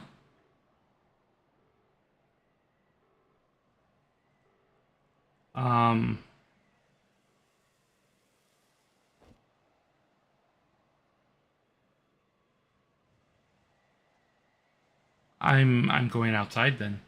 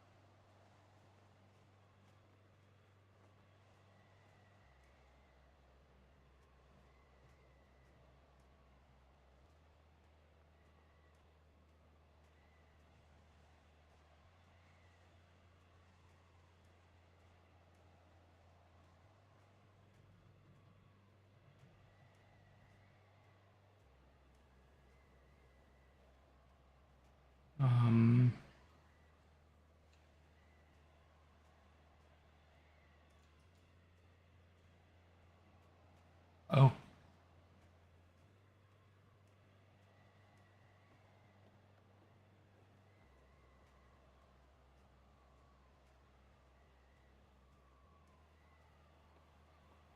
You know, I'm not sure I'd want to work in a place like this.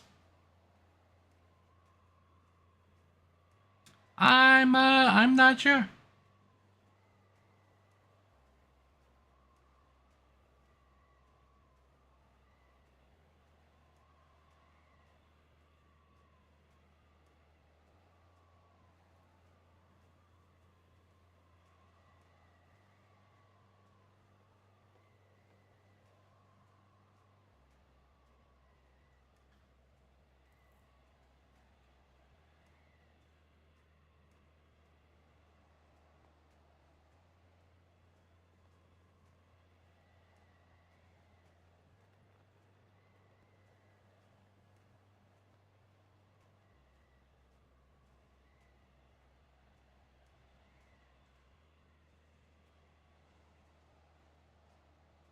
OSHA would have a field day.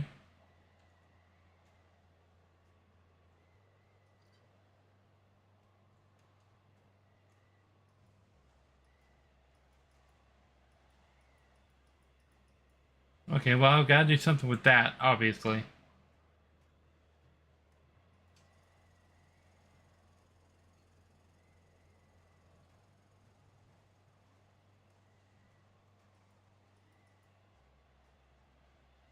Oh, 2 generators.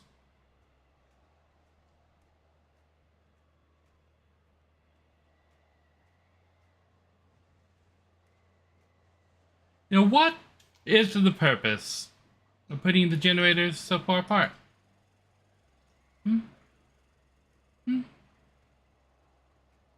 If you're gonna have 2 generators powering the thing, put the 2, stack them neatly right next to the thing. Don't randomly put them. Look, these generators are only connected to this box. Why are they not stacked right here?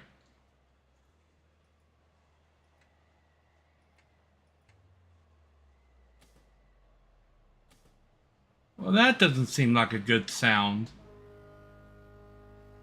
Oh, it's a popcorn. Get out of the station. Why you gonna put me on time limit? I don't know the way out. Everything is white. I can't feel my legs, James. Well, what do you want me to do about it? I'm so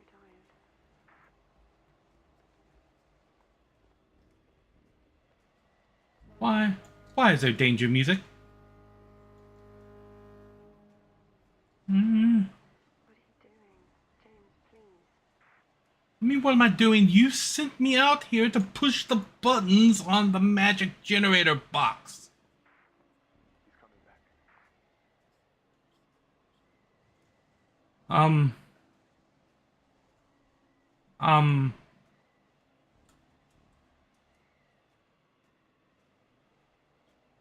Okay, that was hard to climb.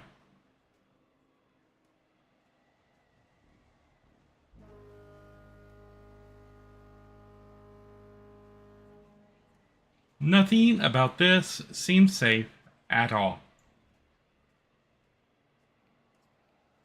I don't have a flashlight. He's coming back.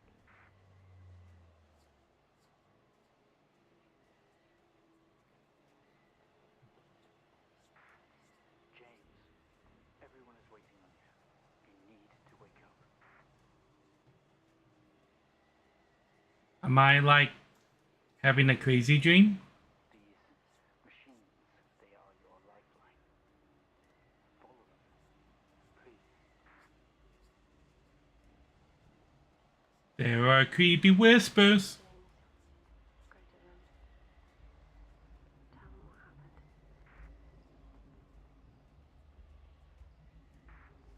Mr. Asian, can you hear me?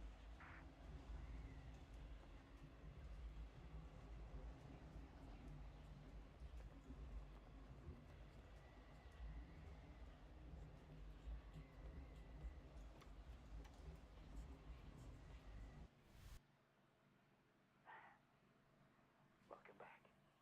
What?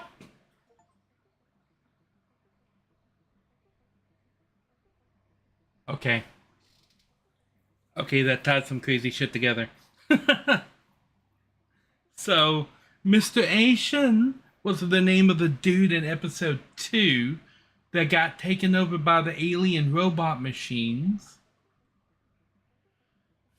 But apparently he was this dude, and that was like his dream of like being near death, and he had to get back in order to come back to life. But when he opened the door, it was the bedroom from the house abandoned. Okay, there's some crazy stuff going on there.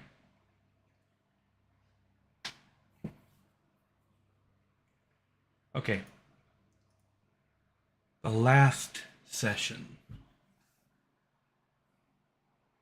Some commands may be case sensitive.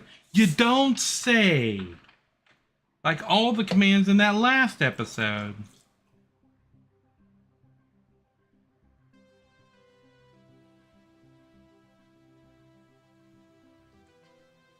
So my drink of choice tonight is root beer. I think that's enough of that for now. What?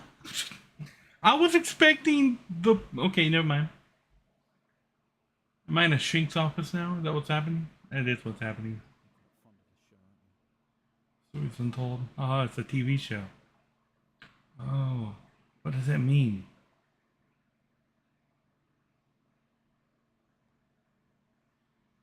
I was just talking about root beer. Let's get you down to the observation room. Because I literally poured like a half an inch of root beer in my cup and the entire cup filled with foam. I'm like, how? This place must be starting to feel like home to you. Don't worry. Try and get you out of here eventually. Just in here. Time to quit. Okay, help us here. Oh boy. Is he a mental case? I have no idea what's going on. Okay, I'll be through in the next room. Just relax and we'll get started in a moment.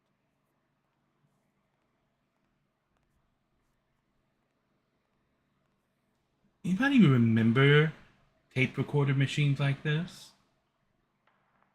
Right, Mr. Asian, now are you ready? Just hit record on the tape deck in front of you when you're ready.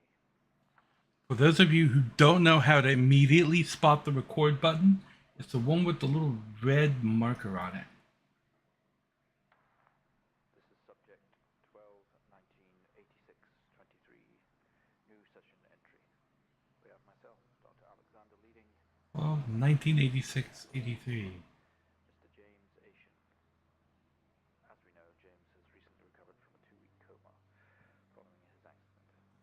Okay. In our last 3 sessions, James's attempts to recollect events of the accident seen him merging his memory with his imagination. These episodes have always ended in panic, and we've had to terminate the session abruptly. Let's try and do this one better, James. So when you're ready, let's bring this back. I know how difficult this must be, but you can do this. James, it's time to remember.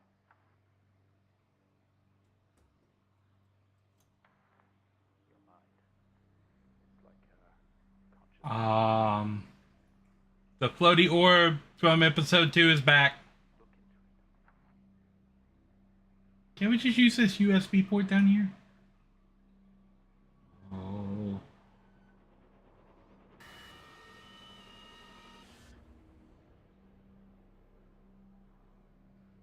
The floaty orb is in the snow place. Episode.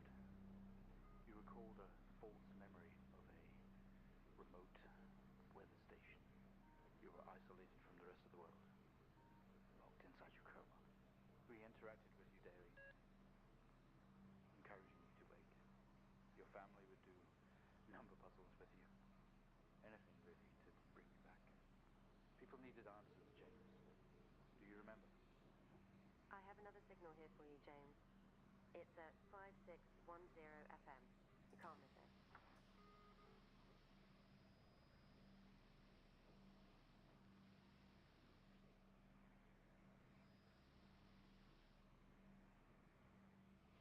So the line is the signal.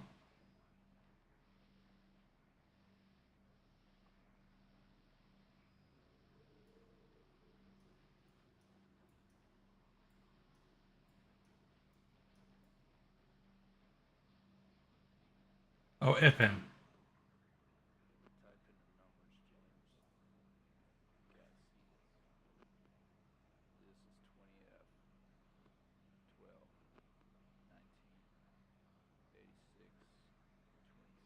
This is 20F. 12. 19. 86. 23. Did it say 20F? Type in the numbers, James. Gadsden. This is 20F. 12. 19. 86. 23. 04. Type in the numbers, James. Gadsden. This is 20F. 12. 19. 86. 23. 04. Type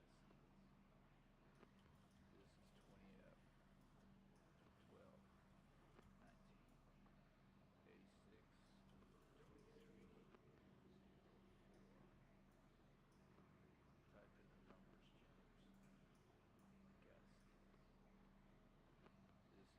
20F. Fatal accident. 19. 86. 23. 04. Charles deceased. Type in the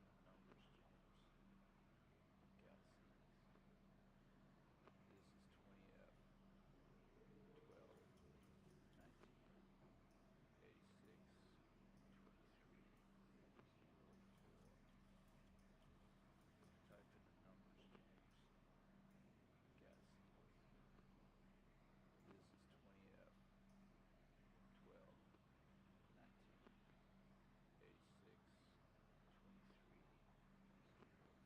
This is 20F. 12. 19. 86. 23.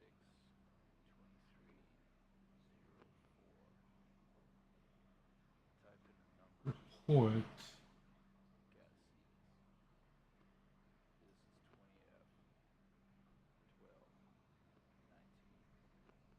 20F.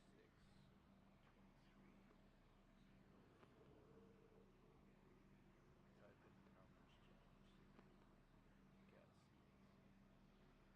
numbers, James. Gadsden. This is 20F. 12. 19. 86.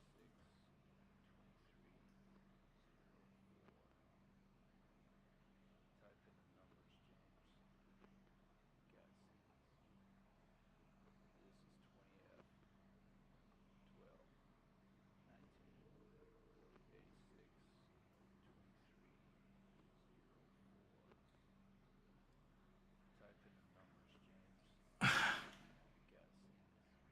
I have no idea what it wants me to do. Again, like,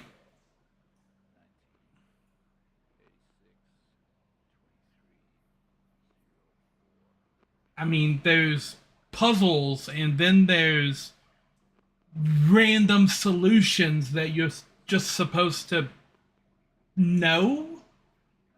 There are no instructions here. This is a police report that doesn't have line numbers on it, so it's not asking me to type in information from the box. 20F is fatal accident. And then down here they have whiskey and out of control circled.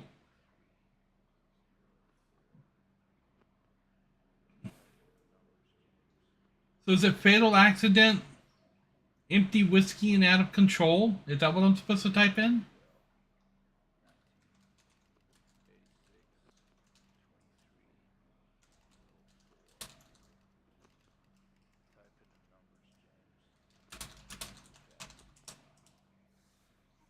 No.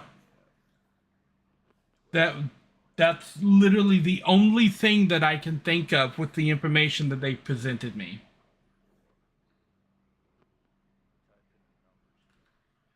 Okay, well. Are you fucking kidding me? That's the fucking solution right there. For the other two, you just type in this. But for this one up here, you have to type in the code number with it.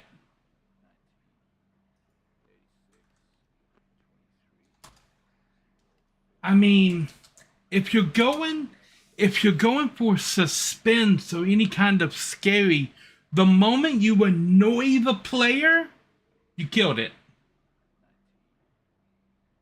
You need to talk about your TPS report. Like, I can't emphasize that enough. If you're going for any kind of scary, the moment that the player gets annoyed, they're not scared anymore.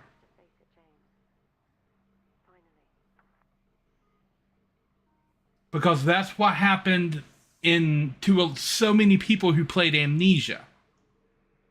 Amnesia started off wonderfully scary, but then there's a part that just gets annoying. And once it's annoying, you stop being scared of the monsters now. Drunk driving. He was a father, a husband. He was fine. No way he caused this. It's him. This Haitian guy. He's got something to hide.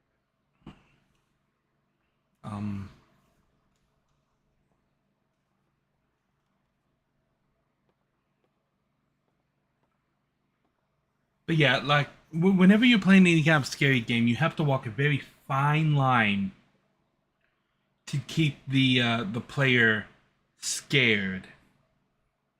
And like Resident Evil does a pretty good job of it. Outlast does a fantastic job of it. Amnesia kind of does. But there's a part in Amnesia where most people get stuck being killed by the monster over and over and over and over again. They get killed by the monster so many times that they start to figure out the logic of how the monster is moving about the room in order to beat the level. And at that point, they're not scared of the monster anymore. Because it's not a monster. It's a computer algorithm that they're trying to beat in order to win the level. You've completely ripped them out of all of the scary and horror that was in your game and turned it into a, okay, I have to figure out how to beat the computer scenario. Like, you have to be so careful, especially if you're going to put puzzles in your game. You have to make sure that the puzzles are easy, or you have more than enough information in the room, including maybe the answer written on the wall, for them to find. The moment somebody has to stop and Google the answer in frustration, they're not scared of your game anymore. You totally broke the world and the immersion. Okay, so where does this go? Nowhere. Can't click too many times, it'll minimize. So we're in the Step out into the hospital ward. It only seems abandoned. Blurry. Okay, this is where I was before.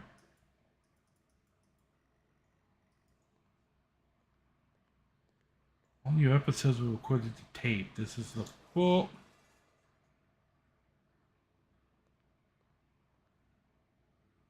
Someone else is here.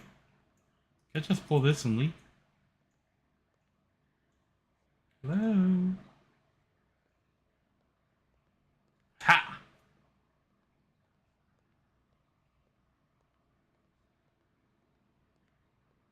I'm pretty sure I'm not walking.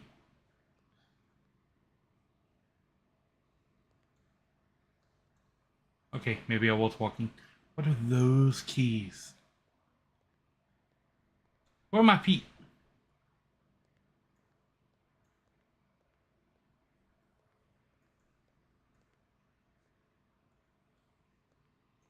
Stanley walked into the empty waiting room. He spent most waking moments in here.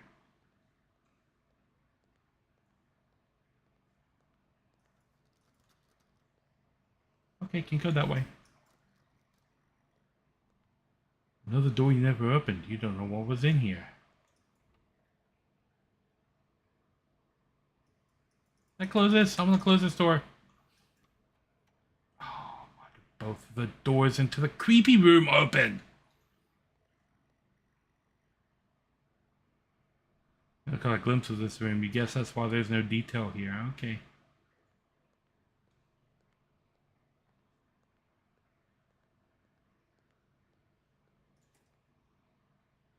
Of course. Oh, yes.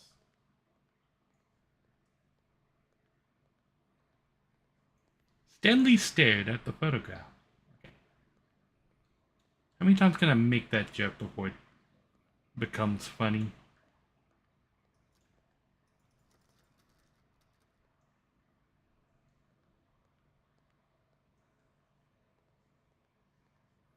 So obviously I'm supposed to go in here and get the keys.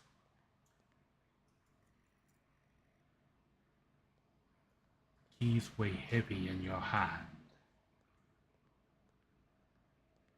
I've never experienced that from keys, but okay.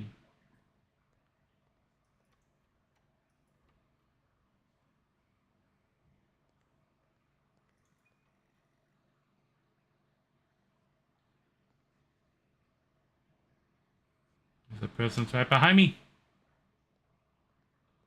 Is it always behind me?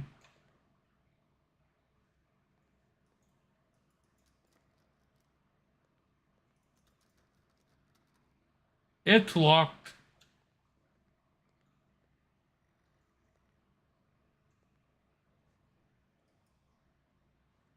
Who's there?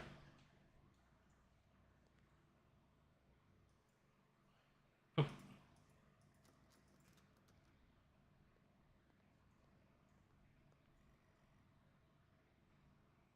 The dread in the pit of your stomach.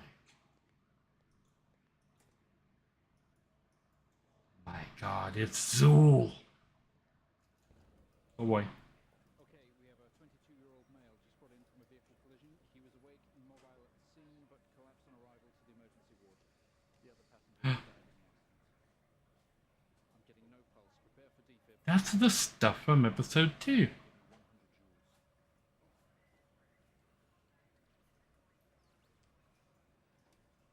Come on, 100 joules. Charging up full to 10. Come on.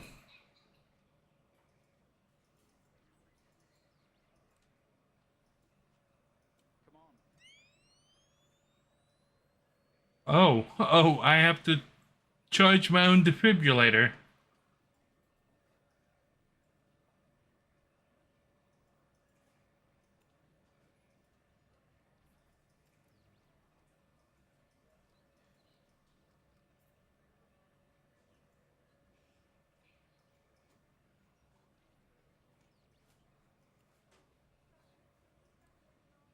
Come on, 100 joules. Charging up full to 10.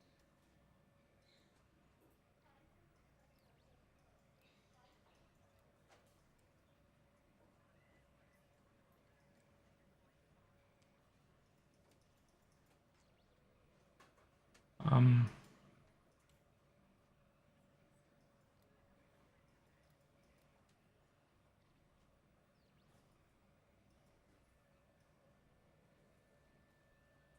Can we get this on the screen, please? Clear. No reaction from first stage. Let's try higher. 200 joules. Keep the amp charge to 10.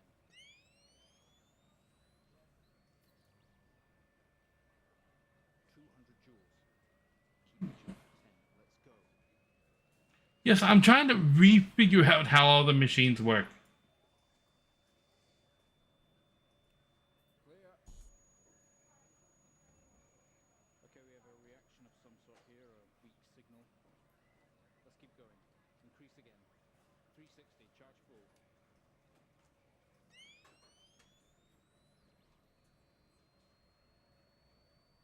Come on, 360, hurry. Well, the thing only ticks up so fast. Okay, so when we were playing with this stuff, it was the defibrillator. Well, would you look at that? It seems we have a pulse. Rhythm is stable. We need to run an X-ray right away.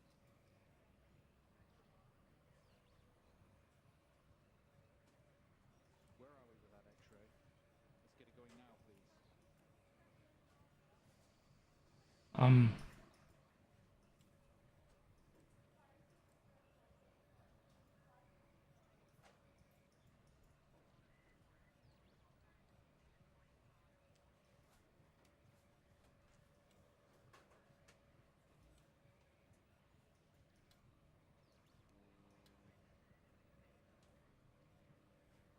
Where are we with that X-ray? Let's get it going now, please.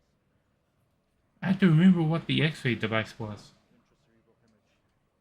We need to drain this now to relieve pressure. Prepare for trepanation. Switch on a drill, please.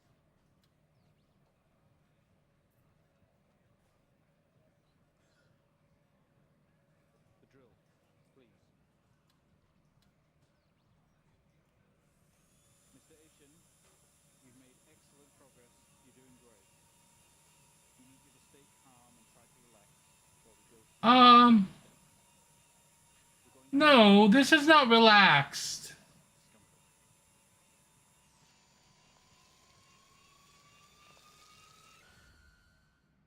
That is not how you relieve discomfort.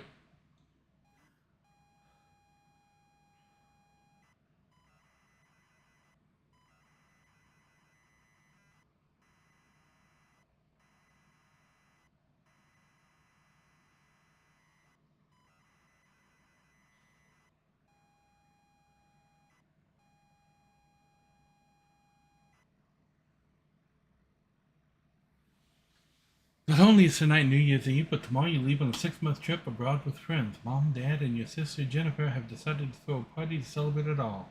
The house is full. You're in the living room. As usual, you don't recognize a soul. I'm gonna throw up my break screen real quick, take a quick little break, be right back.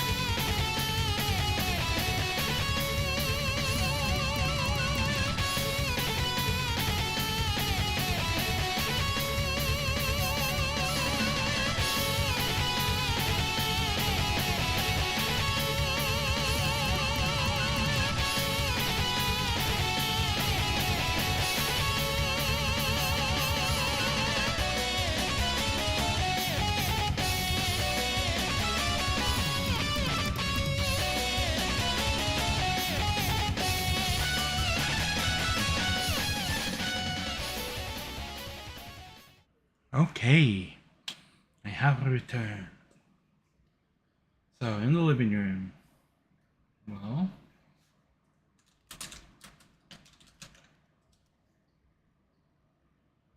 push through the crowd into the hallway. Hallway is welcoming as ever. Well, this time folks have put a great big banner across the main wall. Half-finished drinks are abandoned on almost every horizontal surface. Stairs lead up, though the party is firmly downstairs.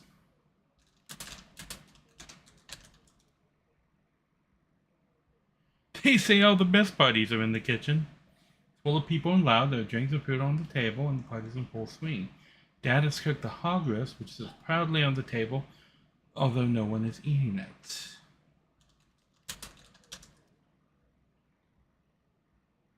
The utility room.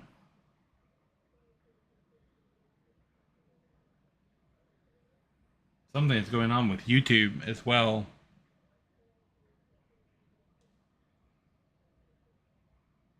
Okay. Feed wall.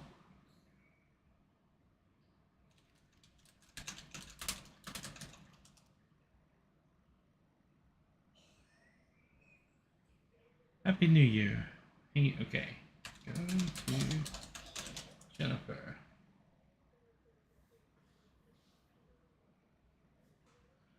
You hug, you're going to miss each other, you thank her for the party, she asks you if you're enjoying the party. Yes. So it's great, even though you don't really know anyone. She tells you to enjoy it anyway, to loosen up, she asks you to get her a drink. Get Jennifer a drink. Pour for Jen a drink and one for yourself. There's never an awkward silence for Jennifer, she always has a question. She asks if you have everything sorted for the big trip. Yes. Tell her yes, that you have packed everything with plenty of room to spare. Another hug. Your family really have come out of their way to make this trip happen for you. It might be what you need to get some perspective and maybe not fuck up so much. She's going to miss you. Are you going to miss her? She walks away. Oh, you are going. Okay, yeah. Jen has disappeared in the crowd. You're left standing, nodding and smiling at the approving faces. There's so much to do for the move. Can't mess it up. But first, a drink. Drink. You're pouring down another drink. Anything to move the night along. Go to utility closet. You open the door and peer in. Never allowed in here normally. It's where Dad keeps the fine wines and whiskeys, ceiling to Florax collector. Although he does actually drink them too. There's a bottle with a ribbon around it and a card. Card.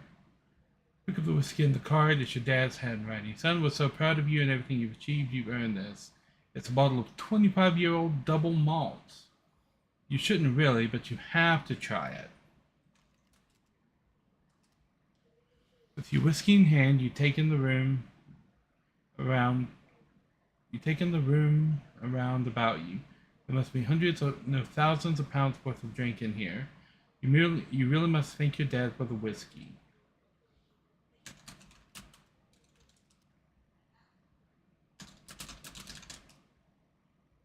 Okay. Go to the kitchen. You head back to the kitchen, clutching your new best friend.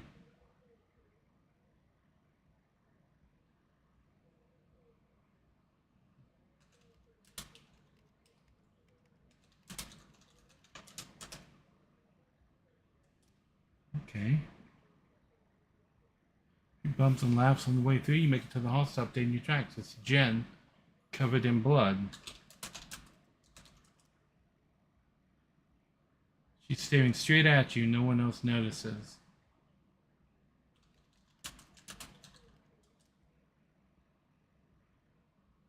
Blood is dripping down her face, mixing with tears.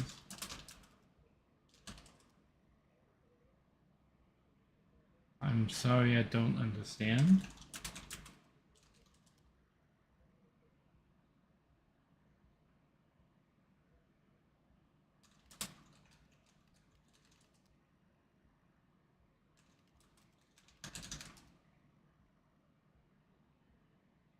Um...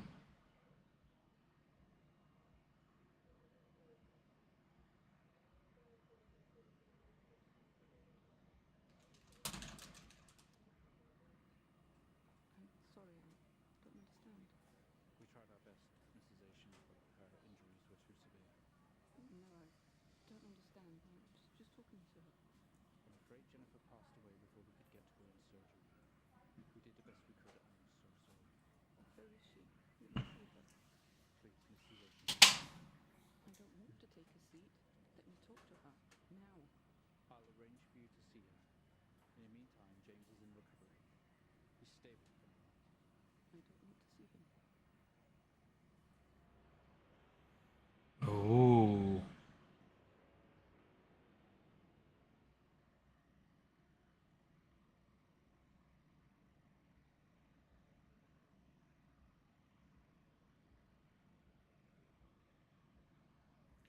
Oh. Well, he killed his sister in a drunk driving accident.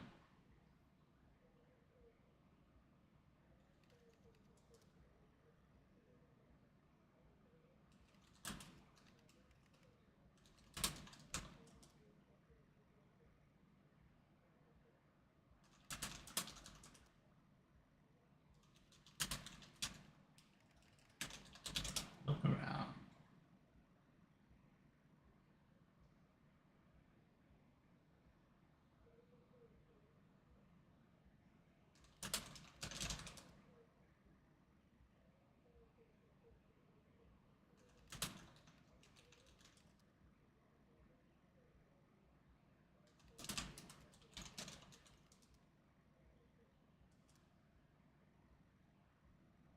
Okay.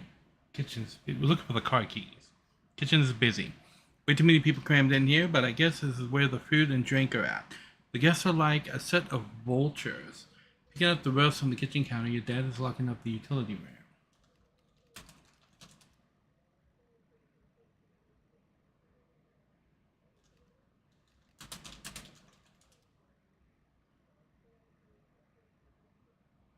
Okay, go to hallway.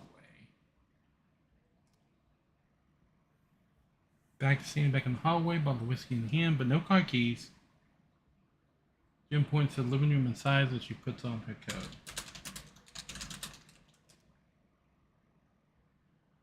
You're sure your keys are in the living room. The living room has much more relaxed atmosphere compared to the kitchen. Various guests are sat on the chairs having civilized conversations. There's a coffee table in the middle of the room. Your mom is pouring a drink from the cabinet.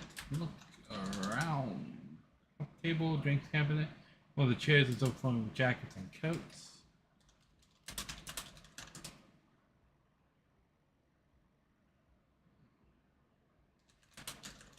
Get jacket. Aha! Cookies in the pocket. Yes. Go to hallway. It's in hand. Jen thanks you for helping her out. She has work in the morning and no one else is in any fit state to drive. You can handle it though. You know the road like the back of your hand, don't you? Yes. Go outside. You open the front door and walk into the freezing night. The door closed again. Cold air hits you. You're glad to have your jacket around you. There's a dusting of snow around you as you step down from the porch. The yard extends around the back of the house and the car sits at the front of the driveway. Get in car. Fumble with the car handle, confused until Jen tells you to maybe use the key in your hand.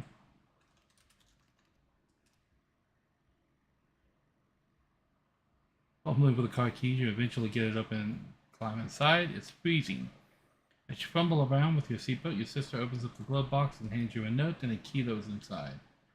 She tells you that it's for when you return.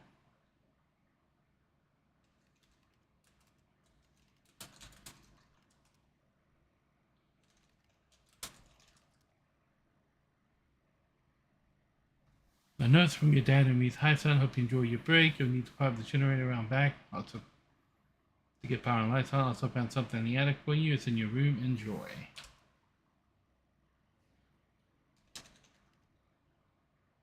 It's time to start. It's time to go. Start the car.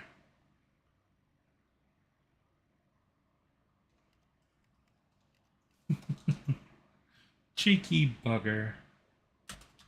2 keys in car. Takes a number of attempts, but you eventually slot the keys into the ignition. Try to start the car with pure willpower despite holding the key. Cheeky, cheeky game.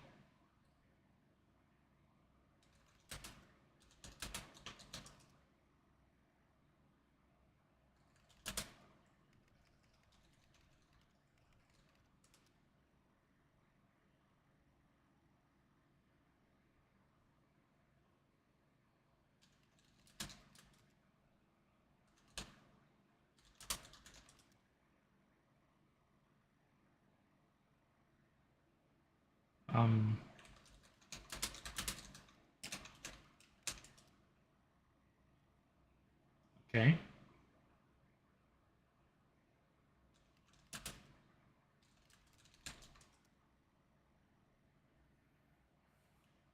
See, this is what I'm talking about frustrating right here. Because the game sometimes wants you to take little itty bitty steps and sometimes wants you to take large steps. So right now, if I say drive Jen home, it works. I put the car in gear, I pull out of the driveway like a first time driver.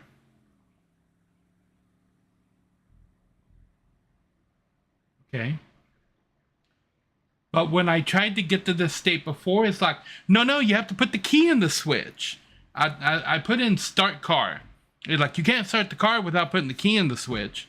So I put in the key and then I started the car. And then I'm like, drive Jim home. It's like, well, you got to take the parking brake off first. So I took off the parking brake. And this time I said, okay, I put the car in gear. And it's like, I don't know what you mean. And the command was drive Jen home. So you had me manually put in the key to start the car, take off the parking brake, but then putting the car in gear, hitting the accelerator and all that stuff is all clumped up into one command. You either itemize everything to make your points, or you make the commands follow a logical order. You can't say, oh, I need you to put the key in, and then you got to start the car, and then you got to take off the parking brake, and then drive home is the next command. Because your player will never figure that out.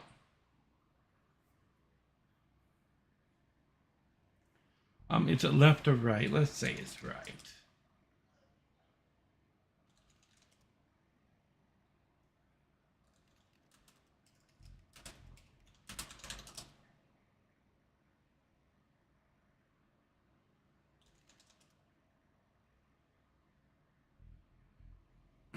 Turn left? Okay.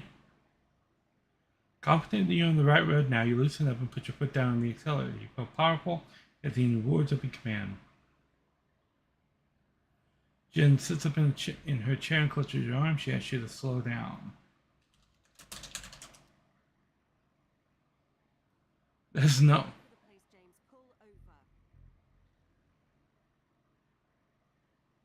She's hitting your arm and yelling at you, crazy sister. Strange, there's a set of headlights coming directly at you, but really slow, like slow motion.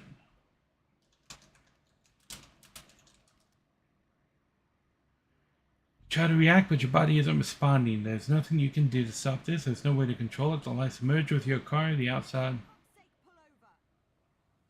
Oh.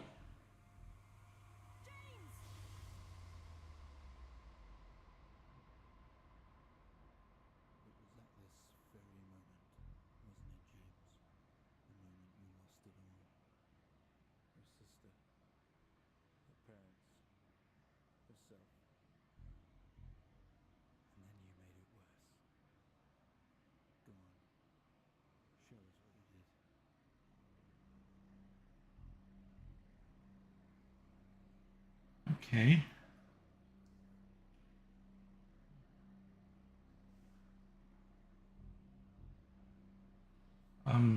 Get out.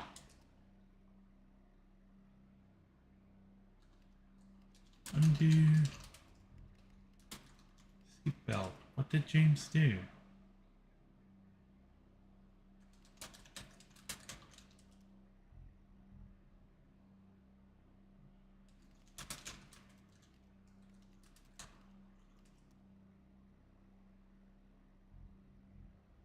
Okay, you release yourself from the seatbelt. Gravity takes over as you slump to the roof of the car. Get out of car. Reach to the wreckage, fall to your knees on the ground. Every breath brings pain to your chest. Your head is throbbing. A blue car is smashed into the passenger side of your car. Your life cannot be ruined by this. You are standing holding your whiskey and your dad's note, and flashing lights are approaching in the distance.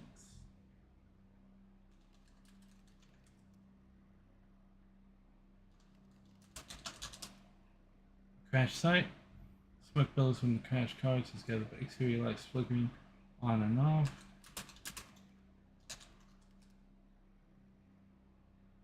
Moved metal.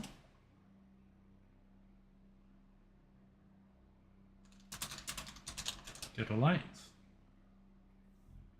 Do I click on this? No? Okay.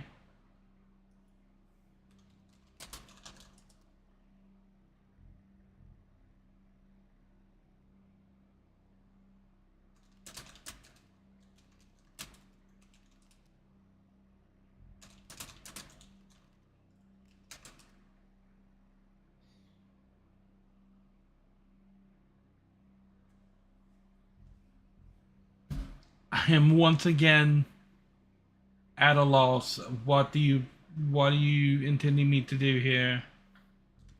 The look around option, which you say, like I've interacted with everything that is mentioned in the look around.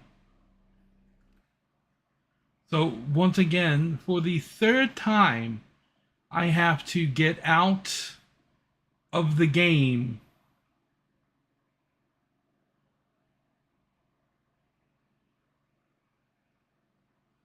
So the command that I'm looking for is put whiskey in blue car.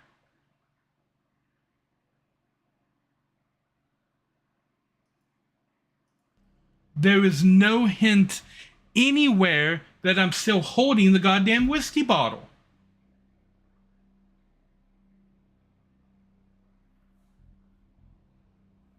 Having to go out of the game to figure out the obscure command that the game wants me to do is killing the mood, man.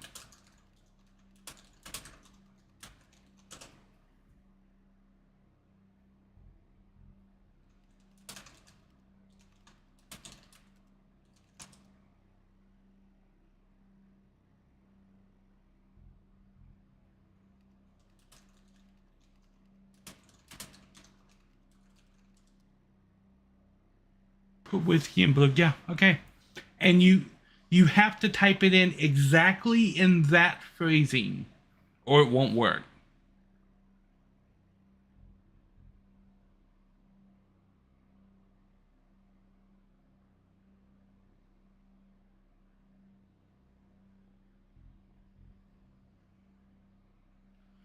Okay, so he cleaned the bottle. He spilled the remainder of the whiskey bottle's contents onto the driver and threw it into the passenger seat. Circle of flashing lights around you, illuminating the crash side of the darkness. One figure, a silhouette, steps out, walks towards you. Go to...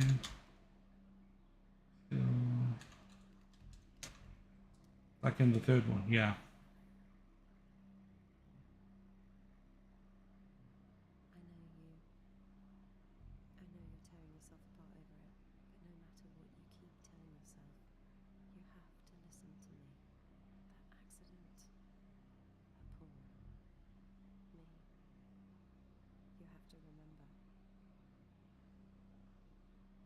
It was all your fault.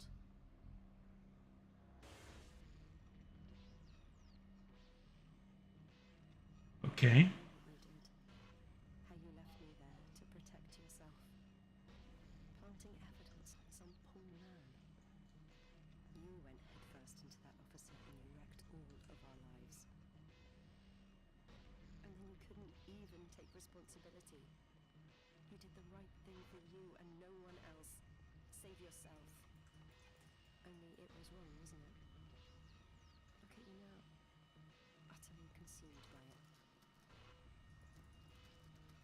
Say it, James.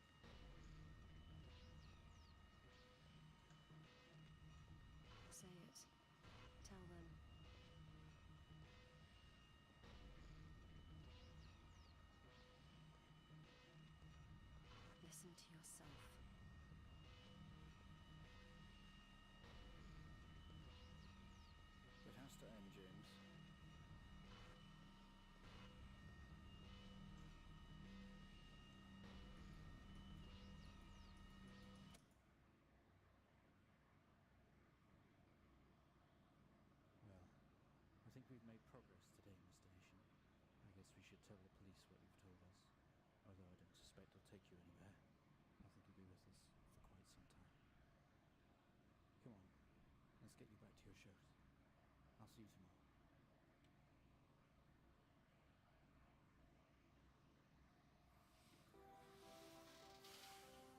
tomorrow. Huh.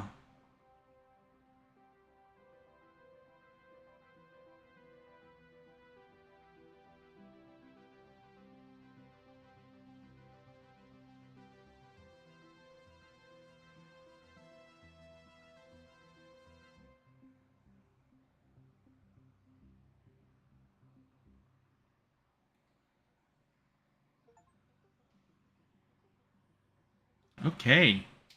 Well, Stories Untold. Um, it has a little bit of the creep factor to it, but there are 3 occasions in the game where they present you with a puzzle without the information needed to solve the puzzle. That's bad. Whenever you do that and you annoy the player to the point where they have to go outside of the game and look up the solution, you've killed any kind of suspense or drama or fear that was present in the game. And right at the end, this game did that almost 3 times in a row. And it was just... It killed what would have been a really cool ending. Right? If they had hinted in any way that I was supposed to frame the other driver, I would have thought about that. But the only hint was I climbed out of the car holding the whiskey bottle. Like, there's a lot of things that could go from that situation. And having just come off of a section where they were expecting a precise command followed by a general command followed by a precise command, like, this is cool. They changed the background here. So yeah, fun little thing. Not really something that I think you can replay.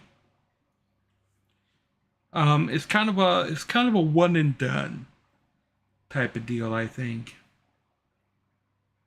Anyway, that's gonna be it for our Halloween stream. We had the Factorio stream earlier. Our spooky game stream, which was Stories Untold. It is available on Steam. Came out in, I think, 2017, so it's a little bit of an older game now. But yeah, we're going to... I'm gonna pop over here. And we're gonna see if we can raid somebody who's out and about doing cool stuff that we can drop a raid on right now.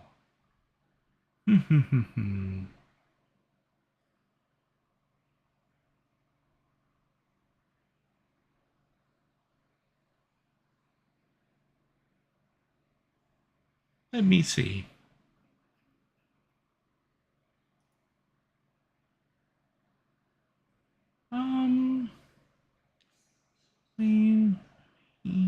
Monday.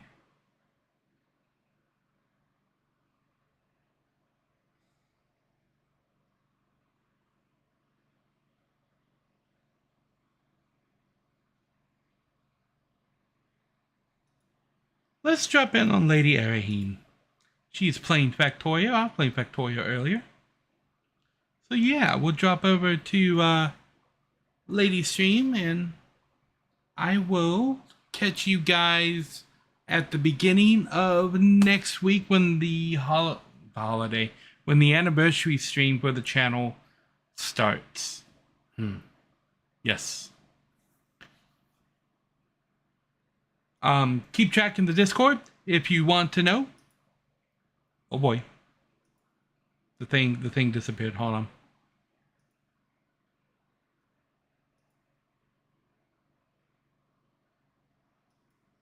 Alrighty, catch you on the flip side. Nari out.